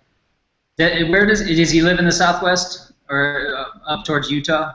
He lives in Utah, so that's where you see a lot of things with Zions and Moab, but I think a hotel down in New Mexico just commissioned 25 pieces to go in their hotel, and he's kind of all over with that style here. in the West. Pretty popular. Yeah. Wow. Love it. Beautiful. Thanks for posting that. Yeah. One of the questions I wanted to ask, particularly you're obviously there live in that Ruidoso meeting. Why is it that you think that a lot of, particularly people in America, are particularly on Bitcoin, and I know that there are other networks. I mean, I know Argentina and stuff like that. They're quite into it. But what is it particularly that I'm sat here now, and I don't know. I don't know where David Scovel's from, but as we say, every time I meet, it always seems to be a lot of Americans. What is it that particularly that it's just open to you all here? What do you think it is about the American? Because to me, the idea that I'm talking to two or three people who used to be in the Navy, and they're talking about something that's very sort of like the most disruptive thing that's ever possible, and you're all American. I'm fascinated to know what it is about. Why do you see it from your reflection that you're all on that side of America? Why do you think you're all that Americans are on this, very much so that the more than Europeans. I don't have, this has always been an open thing, this podcast and like this conversation. I'm not having conversations with Germans now. We're not having the French here. There's not even any English people here. So I'm fascinated to know what it is you think that you're all American. Why is it that saying is that you why? That's just generally my question. Why? Well, My ancestors. it comes down to always. You see this right here? Okay? Mm-hmm. Every one of these that we make, we have to give the current regime 38 cents. Damn right, man. Money and keep my money instead of giving the current regime 38 cents of this dollar. Now, this dollar used to buy a dollar. It's worth of shit. Now, it maybe buys 35 cents worth of stuff because whenever we run out of money, we just print more. And we're going to do that in a few weeks again. We're going to print more money. I think the actual statistic is it now buys 4 cents worth of what it used to in the beginning. Yeah. Now, old pennies that are made out of copper? Yeah, they're worth like 9 cents a piece in just copper. So they don't make pennies out of copper anymore. So the main reason we're interested in Bitcoin, or I am, is so we can throw a finger at the IRS and the United States government and pay for goods and services without the middleman taking his cut. Taxation without representation. If I got to tell them where my tax money went, that'd be great. I could say send it to the veterans. But no, they send it to feral Negroes in the ghetto so they can sit there and drink and smoke and get tattoos and go shopping via looting in Ferguson. We've had it. We want a separate way of conducting business without the government taking its unfair share. David put on there he kicks himself every day for not having bought Bitcoin when it was half a cent. I wish I knew about it when it was half a cent. I didn't know about it until it was at, I think, $80 or something like that.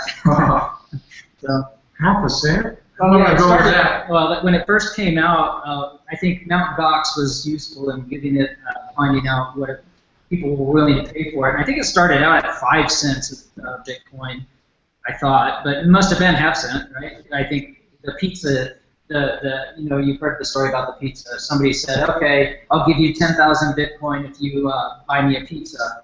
Or maybe somebody said, like, okay, yeah, give me your 10,000 Bitcoin. At that time, it didn't have a value until that time, supposedly. But then people realized, oh, well, this is something that actually you can't make more of them, therefore they're useful. And so, and then it just went up from there. Now there's debates about exactly what China has to do with Bitcoin. I was listening to Beyond Bitcoin podcast, which basically the creator of BitShares gets on once a week, and he talks about where they're at in development. And they had a guy who's trying to create a new crypto technology called Identibit that would allow people to have an identity online that's verifiable, yet still keeps their anonymity from everybody else. And so it's kind of technical how he's going about that, but in his opinion, Bitcoin is about, in large part, it's being secured by huge server farms in China so that underground economies and illegal activities in China can route their money out of China. And whether or not that's true or useful, who cares? I use it here so I can repair my engine Somebody here, Roger, will accept my Bitcoin for repairing small engines. I'll accept it for doing web work or photography. And, it doesn't matter who's using it for what, where. The fact is it's useful. So. Right. It's not that I don't trust the Chinese, but I don't trust the Chinese. That's all. Tim, to answer your question, I look at my ancestors. My ancestors, one of them was Scottish. I think he was a sailor in the Navy, and we're adventurers, and we kind of have a draw into the abyss to see what's possible.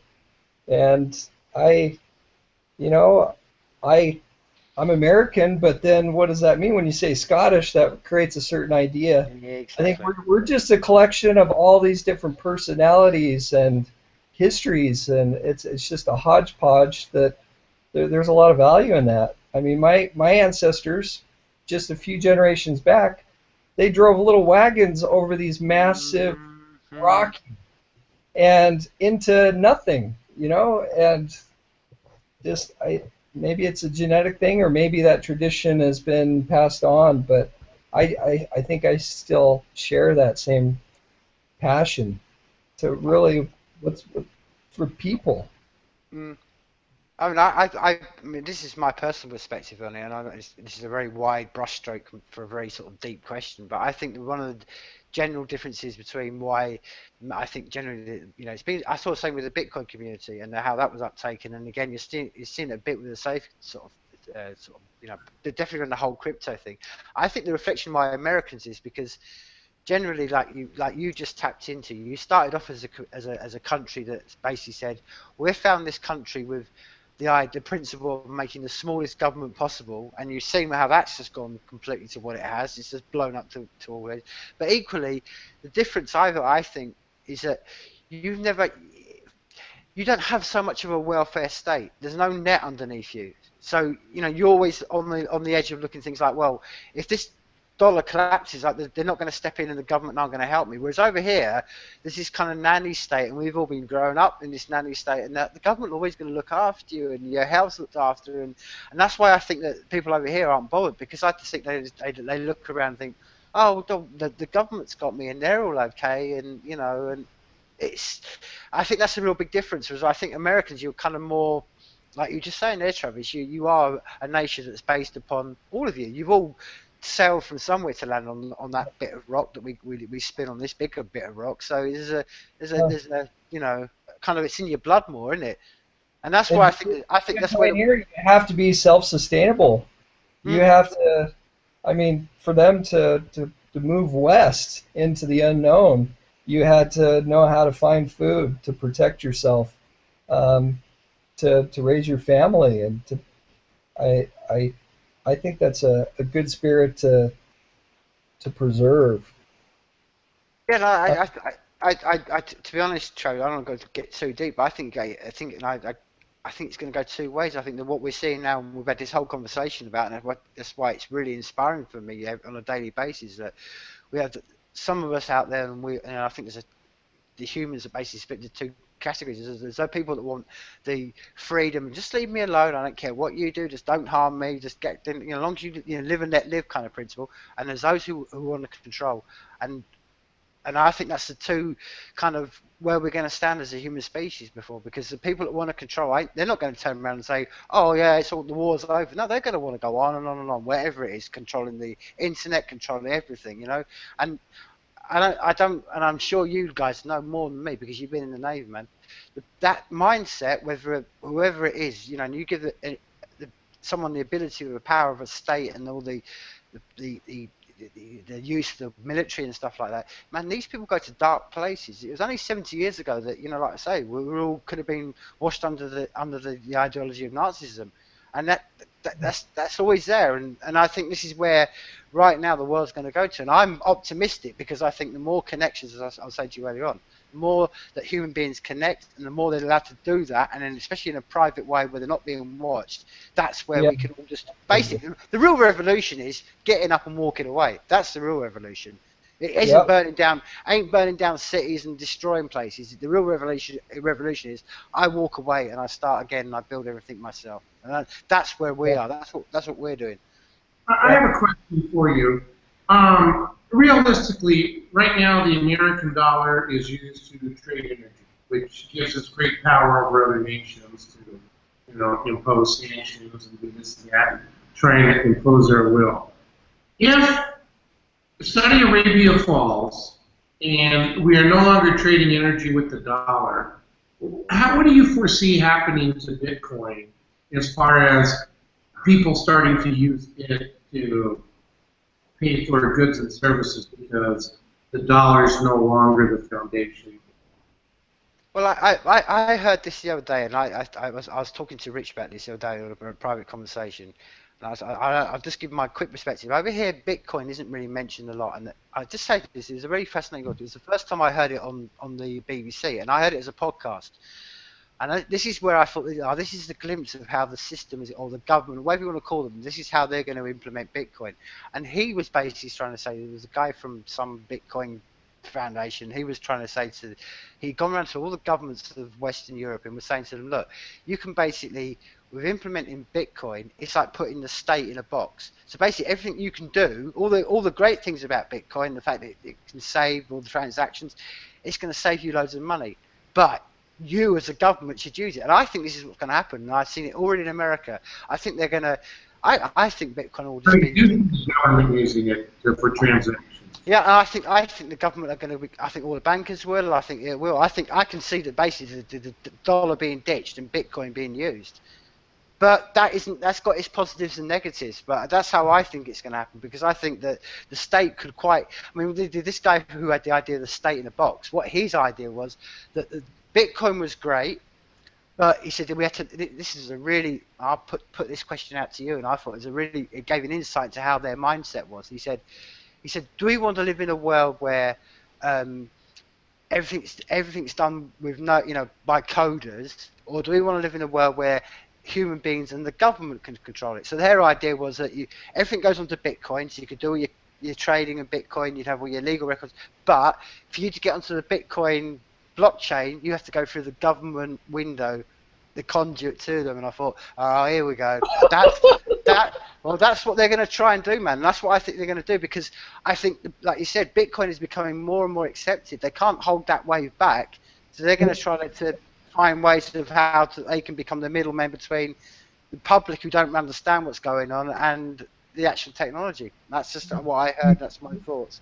I'll tell you what. Look at MIT, like we no longer have a Bitcoin Foundation. Now MIT has basically taken Bitcoin under its wing and is now paying Gavin Andreessen and the developers to maintain it. And so that's why some of them are moving towards the Bitcoin XT. And I really, what I see happening is you're going to have your core, Bitcoin Core and Bitcoin XT. Once it forks, you're going to have a lot of people still mining the core, and then you're going to have a hell of a lot of people mining the XT. And so it's going to be really interesting when that happens, because core will basically be like, I think eventually moving forward, if it maintains its trajectory, it'll be like the gold silver of Bitcoin, and then the Bitcoin XT will be like the Visa, MasterCard, easy transaction setup. But even that may not be so, because then you have the Lightning networks that will hook into Bitcoin Core, and everything you can do on Bitcoin XT, you'll be able to do on Bitcoin Core. Anyway, the only reason I'm mentioning this is what I think is going to happen is you're going to see a big ditch in the price, because a lot of people are going to become uncertain, and they're going to be like, oh, what's going on? It's forked, and that'll be a good time to buy, because neither of them are going away, but public trust will be shaken for a little while until a year or two down the road they can see, oh, they both still exist. And one of the interesting things, though, that's going to happen is once it forks, if you create a Bitcoin address on XT and then you try to send some Bitcoin to somebody running a Bitcoin Core wallet, that transaction is lost. You've set that Bitcoin into the ether and you're never going to see it again. So there's going to be an interesting learning curve for people to, if you have an address that was created before the split, before the fork, then that address will be usable on either side. So I was thinking earlier today, it would be probably a good idea for people who bought like the mycelium Bitcoin wallet creator to print up a shitload of wallets that will be usable down the road, and they'll be usable on Bitcoin Core and Bitcoin XT because those wallets would have been created beforehand. That's just. Well, one of the things that's obviously, as you can see, it's going on the side of the conversation, you know, on the type bar here, and we kind of like skirted over it. Is, you know, you were sort of saying about Bitcoin buying it, at, you know, 5 cents or stuff. How can people buy SafeCoin? I know it's a really basic question. I know obviously some of you have done this, and that I think is something that I would love to open up, because it's like I say, I think most people, if they haven't bought SafeCoin, and I haven't, I can tell you right now, I haven't got any SafeCoin. The You easiest know what I mean? So is to use Shapeshift.io. Use Shapeshift.io. I would create it. I would go. You know, the placeholder MadeSafe or MadeCoin was created on Mastercoin or Omni Wallet. At the time, they were called Mastercoin, and then they switched over to Omni. And so, if you go to omniwallet.org, you can create a address, and then what you would do is then from your Bitcoin, you would open up Shapeshift.io, and then you would then say, okay, here's the address that I want the Bitcoin to go to, and which would be the address that you created on omniwallet.org, and then you would then send that Bitcoin to Shapeshift.io, and then within minutes it'll go to that wallet on omniwallet.org. And the reason why you want to do it that way is because omniwallet.org has the ability to tell you how many safe coins were sent to that wallet, right? So the other way would be to use Poloniex or one of the exchanges, and you might pay a little bit less, but then there's a lot more friction. They have to follow all the KYC, AML laws, so they'll want to know where you live. Actually, they'll probably want to know the last 6 places you've lived, and they'll want to know, you know, so much information just to make sure that they're not going to get in trouble with the government. So with Shapeshift.io, which unfortunately, if you're listening to this and you're from New York, that service isn't available to you because Eric Voorhees, the creator of Shapeshift, gave the finger to the New York government and said, if you live in New York, you can't use my service because I'm not going to follow any of your ridiculous regulations. But basically, Eric Voorhees runs his operation out of Panama right now, and as far as I know, and which, by the way, I'm hoping he's a distant relative because my wife's last name is Voorhees, and he actually looks a lot like my wife's brother, so I'm really hoping I have an in. He's a really early adopter. If you look at like Bitcoin Magazine issue 1, he was a contributor there. And I'm hoping SafeCoin Magazine issue 1, my wife will help me edit so she can be in there. And I'm sure a lot of people will get confused and think that that's his wife or his sister. Surely, Rich, on that, what you just saying there, again, this is something else that the SAFEnetwork will basically just circumvent, won't it? I mean, you know, you can't really sort of say to, you know, because you're living in New York on the SAFEnetwork, you can't go on it. I mean, this is again, I mean, I'm kind of saying to people I know, you know, my circle of friends, I'm saying to them, look, because it's really difficult over here to sort of set up a coin, because again, to get a Bitcoin wallet, man, and then to put anything, even to transfer your English pound into a wallet, you've got to go to a bank and have an interview and sit down with your bank manager, and he's asked you about, you know, what you're doing, well, and it's kind of like, I'm not really comfortable with that. That's why I'm saying to people, just wait till the SAFEnetwork's released and just start farming. I think farming's the way to go. I mean, you can, you know, once the SAFEnetwork's released, you can go to the, as you know, Dali's, you know, Shapeshift, you know, Safe Exchange, and get your, you know, done then. But I think it's just important just to jump in early, even at the very beginning of, you know, the SAFEnetwork, because those coins, you know, the safe coins are going to be only going to go up in value. Yeah, and that's why I think it's a decent idea to purchase a half a Bitcoin worth of SafeCoin right now. It's not a bad idea, but from what I've seen from observing the way coins work and the way the technology works, is there's going to be a rush, and then you're going to see if you want to play the market, once the full nodes are actually cranking out SafeCoin and everybody's excited that the network's up and running, you'll see a huge spike in the amount, the value, just like you did with Ethereum. You know, Ethereum when it first came out was like I think 0.000006 satoshis per coin, and then after it was released, which was I don't know, a few cents a coin. Now, there's more than that. It was probably like 20 cents a coin. And then when Ethereum was launched, it went spiked for a moment up to $5 a coin, and then now it's riding at about $1 a coin. And so I think if you want to play the market, that's always good to do, but I don't do that just because, like we were saying earlier, you get on board with the technology that you feel good about, you like the politics behind it, you like the ideas of freedom behind it, and you get on that and stay on it. And you look at the projects and you look at who's leading them, and you base it on the character of the person or persons who are leading that project. And from what I've seen, I'm really excited that David Irvine has a solid principle that he's not about to sell out the technology to some massive corporation. They created a foundation to protect it from just that. So if anybody comes in and wants to use this technology to lord it over people, he'll actually cut them off, and he has the legal ability to do so. So I think that's pretty awesome. Definitely. Well, as you know, Rich, I mean, I think one of the things that's inspired me from the moment I heard about MadeSafe, the Safe Network, just in general, it's been the fact that this is 10 years in the building, and it's not been like, that's one of the things that always worries me, concerns me a little bit about, you see it a lot now, a lot of technology is just rushed out to the market, and it's kind of like, we've got an idea, let's bang it out as quick as possible, and I loved about Safe Network and MadeSafe is he's been ploughing away at this for 10 years, and I think that's, right now, as much as we get frustrated, because I mean, we've all been through the frustration of like, oh God, C++, and I suppose a lot of things because we're in it so much, we get frustrated. But I'd rather wait all these, this time is just solid foundations, because I think all the effort and time that's been put in now, and all the tests and all this is just going to be what's going to make it stronger in the future. And it has to be, because if they rushed MadeSafe and the Safe Network out and everyone jumped on board and then the first hitch happened and it all collapsed, you're going to put people off forever. And that's what I think is a really inspiring thing about what's been, the whole of the project, is it's been done step by step by step.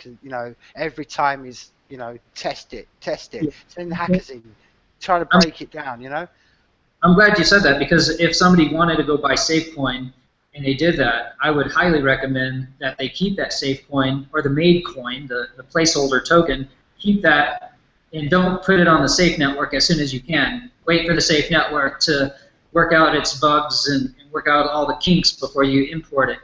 And that's kind of that's the advice they gave with the Ether as well, because as soon as it goes live, and it is going to be every hacker in the world trying to figure out how to game it. And which probably means that they won't be able to game MadeSafe or the Safe Network, but they will be able to maybe figure out how to game your computer with the keylogging software and whatever else. So. Actually, that's actually the most likely thing to happen is people will upload apps and they'll say, hey, this app will help you farm SafeCoin faster, when it actually farms your account. Yeah. And no, seriously, that's what happens on Bitcoin. You see a lot of YouTube videos, this is free Bitcoin, this will farm you more Bitcoin, but really in the background what it does is it farms your account. And so, and that's the, I don't think negative of thieves. I think thieves put us on our toes and keep us on the edge and alert.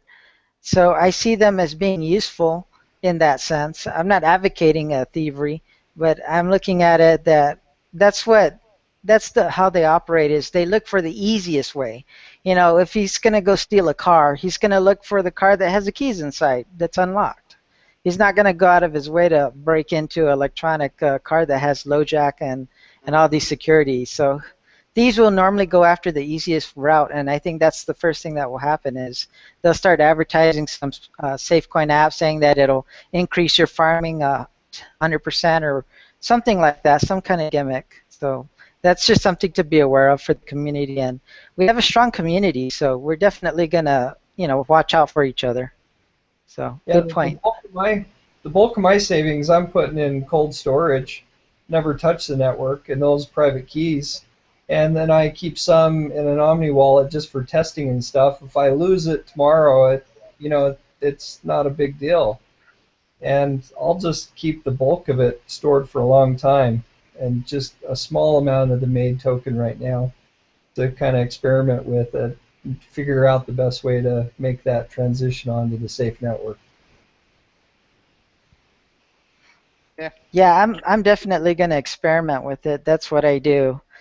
People thought I was crazy when I did a transfer of my MateSafe coins from Bitcoin wallets. They said, "Don't do it. We don't know what's going to happen." I transferred the whole balance just on pure faith that the Mastercoin protocol would work. And they said, "You're crazy. You got some serious balls." And I'm like, "Well, that's what I do. I test it out." And I said, I'm not going to back something up unless I personally put my neck on the line, and that's why people trust my reputation. Is he risked it himself. He's not just saying stuff. So I'm not going to risk my whole everything that I put, but I am going to test out. Well, how do I spend this, and how fast do they get it? Can I double spend it? I will try everything that I can, and that way I can tell the consumer exactly what's what. Well, this doesn't quite work right, or this works really well. So it all depends on what I find out. Yeah, and you were right, Travis. That's definitely the best way. Is you move it over to cold storage wallet. You can still verify it on Omni Wallet that way. But for people just look at the public. I just imported the public address to watch it. If you like keeping track of the value and all that. But yeah, as far as the private key, that's not going to be exposed to the network or internet until it's ready to move. Yeah, that's true. And you wonder, like some of these, like Counterparty, when you have stuff in Counterparty, you can always go online and look at your private key, and it makes you wonder, wow, if somebody had the ability to take a screenshot of my computer at that exact moment, I'm writing down my private key, I'm screwed. But that's the beauty of having the cold storage wallets. How do you create your cold storage wallet? Did you just download the Bitcoin protocol and then do it that way? Using an offline, is it a JavaScript? Use Tails, and then just ran a JavaScript disconnected from the internet, and then that Tails is shut down, and it's just a live disk. So it never goes on the internet, it's never touched anything. And it's just, you run that JavaScript. I think it's Bitcoin's, I can't remember. I guess I don't want to give details on how specifically I did it, but so the private key is still to date never been on the network. So I purchased, I got on the Mycelium wallet deal, so I have the Mycelium wallet, which you can put into a printer, and it automatically generates, based off the white noise of the silicone, it'll create a random address.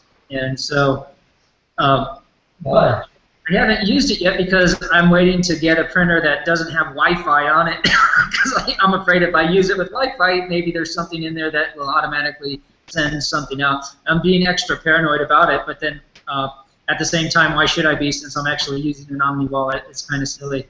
But anyway, which brings me to a point. This is really, really important. He brought up something here. Generating these keys. Everyone, if you get a chance, Google Lenovo Chinese plugged State Department computers. Lenovo Corporation is a wholly owned subsidiary of the Chinese National Academy of Sciences. They bought IBM computer systems, their server and notebook line, so that even though a computer says Lenovo, they have the right to put the IBM logo on it.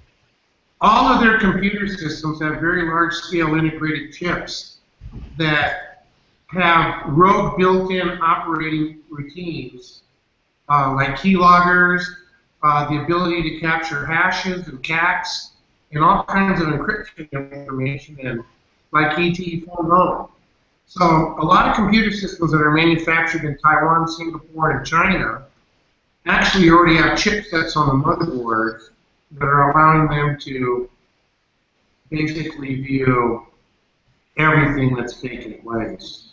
at a low level before it even, goes out across the internet connection. You might want to Google that. Lenovo Corporation, Chinese National Academy of Sciences, they sold the State Department 900 notebooks every month. Yeah, but if I'm using a computer that's never going to be on the internet and I'm using just a live Tails version and I'm creating a private keys that I guess a lot of that is just a moot point in my mind. Well, no, not if you're using that key on a computer that's compromised. They'll have the hash and everything. But the computer never connects to any internet. No, let's say a computer that is going to connect to the internet to use your Bitcoin or your SafeCoin or do a transaction.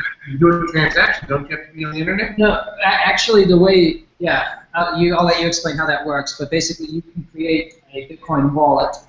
Offline transaction? Offline, and that's a cold storage wallet because it's never seen the internet. And you can load it with coin, and because the private key's never seen the internet, it's completely secure. Now, once you send from that wallet, then it is no longer a cold storage wallet. So then, cold storage wallets are good. Hot storage is bad. The fact is I haven't met anybody that's like super, like, their mind works like a computer who can hack all this stuff. I know those people probably exist, but maybe some of those people are actually good because sometimes people, they find quirks in like the latest one with Ripple is they figured out a way to gain Ripple by putting in like fronting orders on Ripple, and that happened like a week ago. And several people had already found that glitch and were making money off of Ripple by fronting orders. And then somebody else figured it out who was more of a white hat hacker, and then turned around and said, "Hey, Ripple, here's what's going on with your system." So, I would hope that eventually there's always going to be your white hat hackers that come out and say, "Here's how I'm doing it. Here's where you need to fix your system." No, that's why I'm investing so much in the SAFEnetwork, because a lot of those things will be less important. And I've right now to own made token, which there's value to. That's the only way I'm keeping the bulk of my value is on something that's never touched the network because I don't trust it, and I won't until the SAFEnetwork is up and operational. And the one risk that I'll run is getting from the cold storage into the SAFEnetwork into a SafeCoin.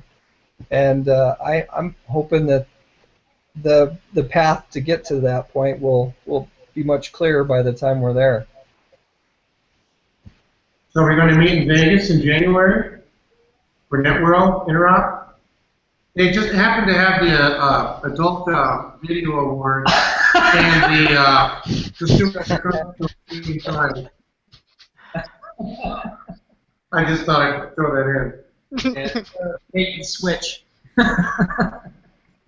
No, they're both in town at the same time. You go see one, and you might accidentally have an opportunity to go to the other, especially if you stay at the Hilton.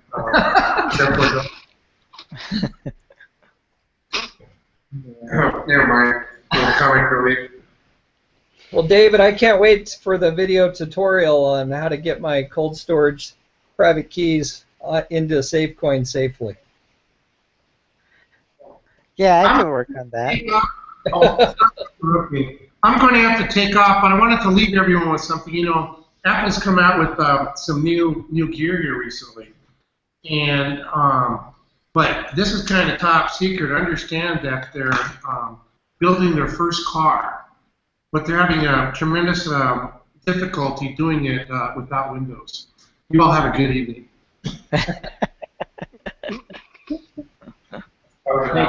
Yeah, I got it. It's autonomous. But as long as it's autonomous, you don't need Windows. Bye. Okay.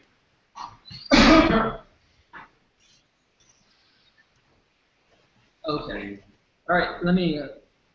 You guys carry on. I was just going to say, Rich. I mean, Rich, can you hear me? Oh, well, he seems to have I can hear you.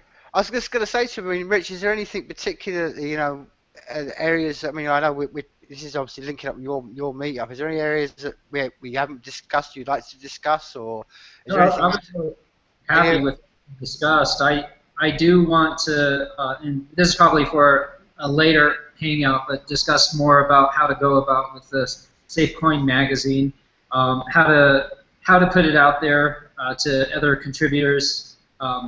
What's the best what method to do that without, I don't want to step on toes, but yet, and then also I don't want to hurt any feelings. Because I know there's probably a lot of people out there who would like to be a part of this project, and I'm just trying to figure out the best way to make it available for anybody to contribute who has quality content. Well, Rich, as we know, I mean, me and you know this. We're having a podcast on Tuesday, and I think that would be something to definitely we could sit there and discuss on Tuesday in the podcast. So I think that's a perfect opportunity to do it then. This coming Tuesday. Plug. Cool. All right. All right, fellas. I'll talk to you all soon. I'm going to head out. Cool. That's perfect. Well, I just want to say to everybody. I mean, again, this has been I've really enjoyed tonight, and I want to thank both Davids for dropping in, and Rich and all your crew and Travis and stuff like that. And well, again, I'll be putting the link out to this on the forum post, in the thread there. And well, I think that we can sort of quite confidently say that this is becoming a regular thing, and I think we're maybe schedule another one for maybe first couple of weeks in October, or if that's good. When me and Rich can sort of do that. But I just want to thank everyone for sort of putting 2.5 hours out on a Saturday night for this, because as I said, there's not many people in the world that, most of the people out there, as you know, are all sitting there watching X Factor or America's Got Talent or the NFL or something. So, thanks for all coming along anyway and putting the time in. But again, I'll put the thread out, and again, it's a great way to communicate, and any sort of areas or topics or anything anyone wants to discuss for the next one. Again, we'll just put it on the threads, and we can all just chat to each other there. But like I say, we're definitely, me and you, Rich. We're kind of go kind of balls deep on the SafeCoin magazine on Tuesday night if you want. And again, if Travis, David, or Dave want to come along, just give me a shout on. I'll you can find me on the We Advanced. For anyone who doesn't know, on the forum, just give me a shout, and we can pick this up again on Tuesday if anyone wants to. I think, what time are you having to do it, Rich? What time your way? What did we choose? I think it was for. I can't remember now. My top of my head. Go on. What time do you want to do it for you, Rich? I think I put out there like 11 a.m. my time. Yes, that's right. 7 o'clock my time. Yeah. 6 o'clock my time. 6 o'clock your time. Yeah. Okay. Cool. So 6 o'clock Tuesday GMT. 11 o'clock where you ever. I don't know. You mountain time, aren't you? Right. Yeah, so 6 o'clock Mountain Time, which is what's that central, Rich? That's 1 hour difference, so that would be 5 o'clock. I'm sorry, noon. That would be noon. And just the other one, sort of like while everyone's here, and maybe I could just quick contribution before we sort of finish this all off. One of the things, as you know, has been mentioned on the thread, is that basically trying to get a timing that's going to suit everybody, because it's it's 1:30 in the morning for people over in Europe over here. So how would everyone sort of feel about the next ANTS meeting, maybe making it a couple of hours earlier? Would that be a problem? That works for me. If you want to do this like every fortnight, every second Saturday? Yeah, let's do that, man. Okay. All right. So 2 weeks. So make it 2 weeks from this Saturday, and we'll make it 2 hours earlier. Okay. Sounds good. That sound good to everybody? Sounds good to me. Oh, that's perfect, man. Well, like I say, I mean, to everyone out there, man, and to everyone, enjoy your Saturday nights. Because you've got a Saturday night remaining. It's 1:30 in the morning for me, so my Saturday's gone. It's early Sunday morning, man. So, well, we'll all speak 2 weeks' time, but brilliant, man. It's been an absolute pleasure. And it was good meeting you, Roger, over there, man. I'll get to speak to you again soon. And again, feel free to sort of contact us. And I keep stressing this, but I think it's really important that we all keep this conversation going on. Do you know what I mean? And I think we can all talk on the forum and stuff like that, or we can all meet each other, because this is just the start of the journey. And I look forward to today. And I said this in the last ANTS meeting. look forward to the day, maybe 5 years down the line or 1 year down the line, depending how quickly that rocket goes off. We can all sit in some Caribbean island, all sitting having a beer and talk about these days. That's my dream. I want a scotch. Oh, okay, well, I want a Scotch then. Scotch, not a beer. Okay, well, I can go with Scotch, man. I'm not a beer man, so I can go with Scotch. That sounds good to me. Have a grouse for me, please. Perfect. Well, I'll tell you what. I'll bring the whiskey. You decide which island we're going to go to, and then we'll make this a date for whenever we're doing it. Deal. Sounds good. Brilliant, man. Well, I'll speak to you on Tuesday, Rich. Well, I'll speak to you beforehand anyway. But man, thanks a lot, anyone. And well, let's call it a day, man. And from Scotland, from America, life is people, people. I'm going to finish it on that. Later, guys.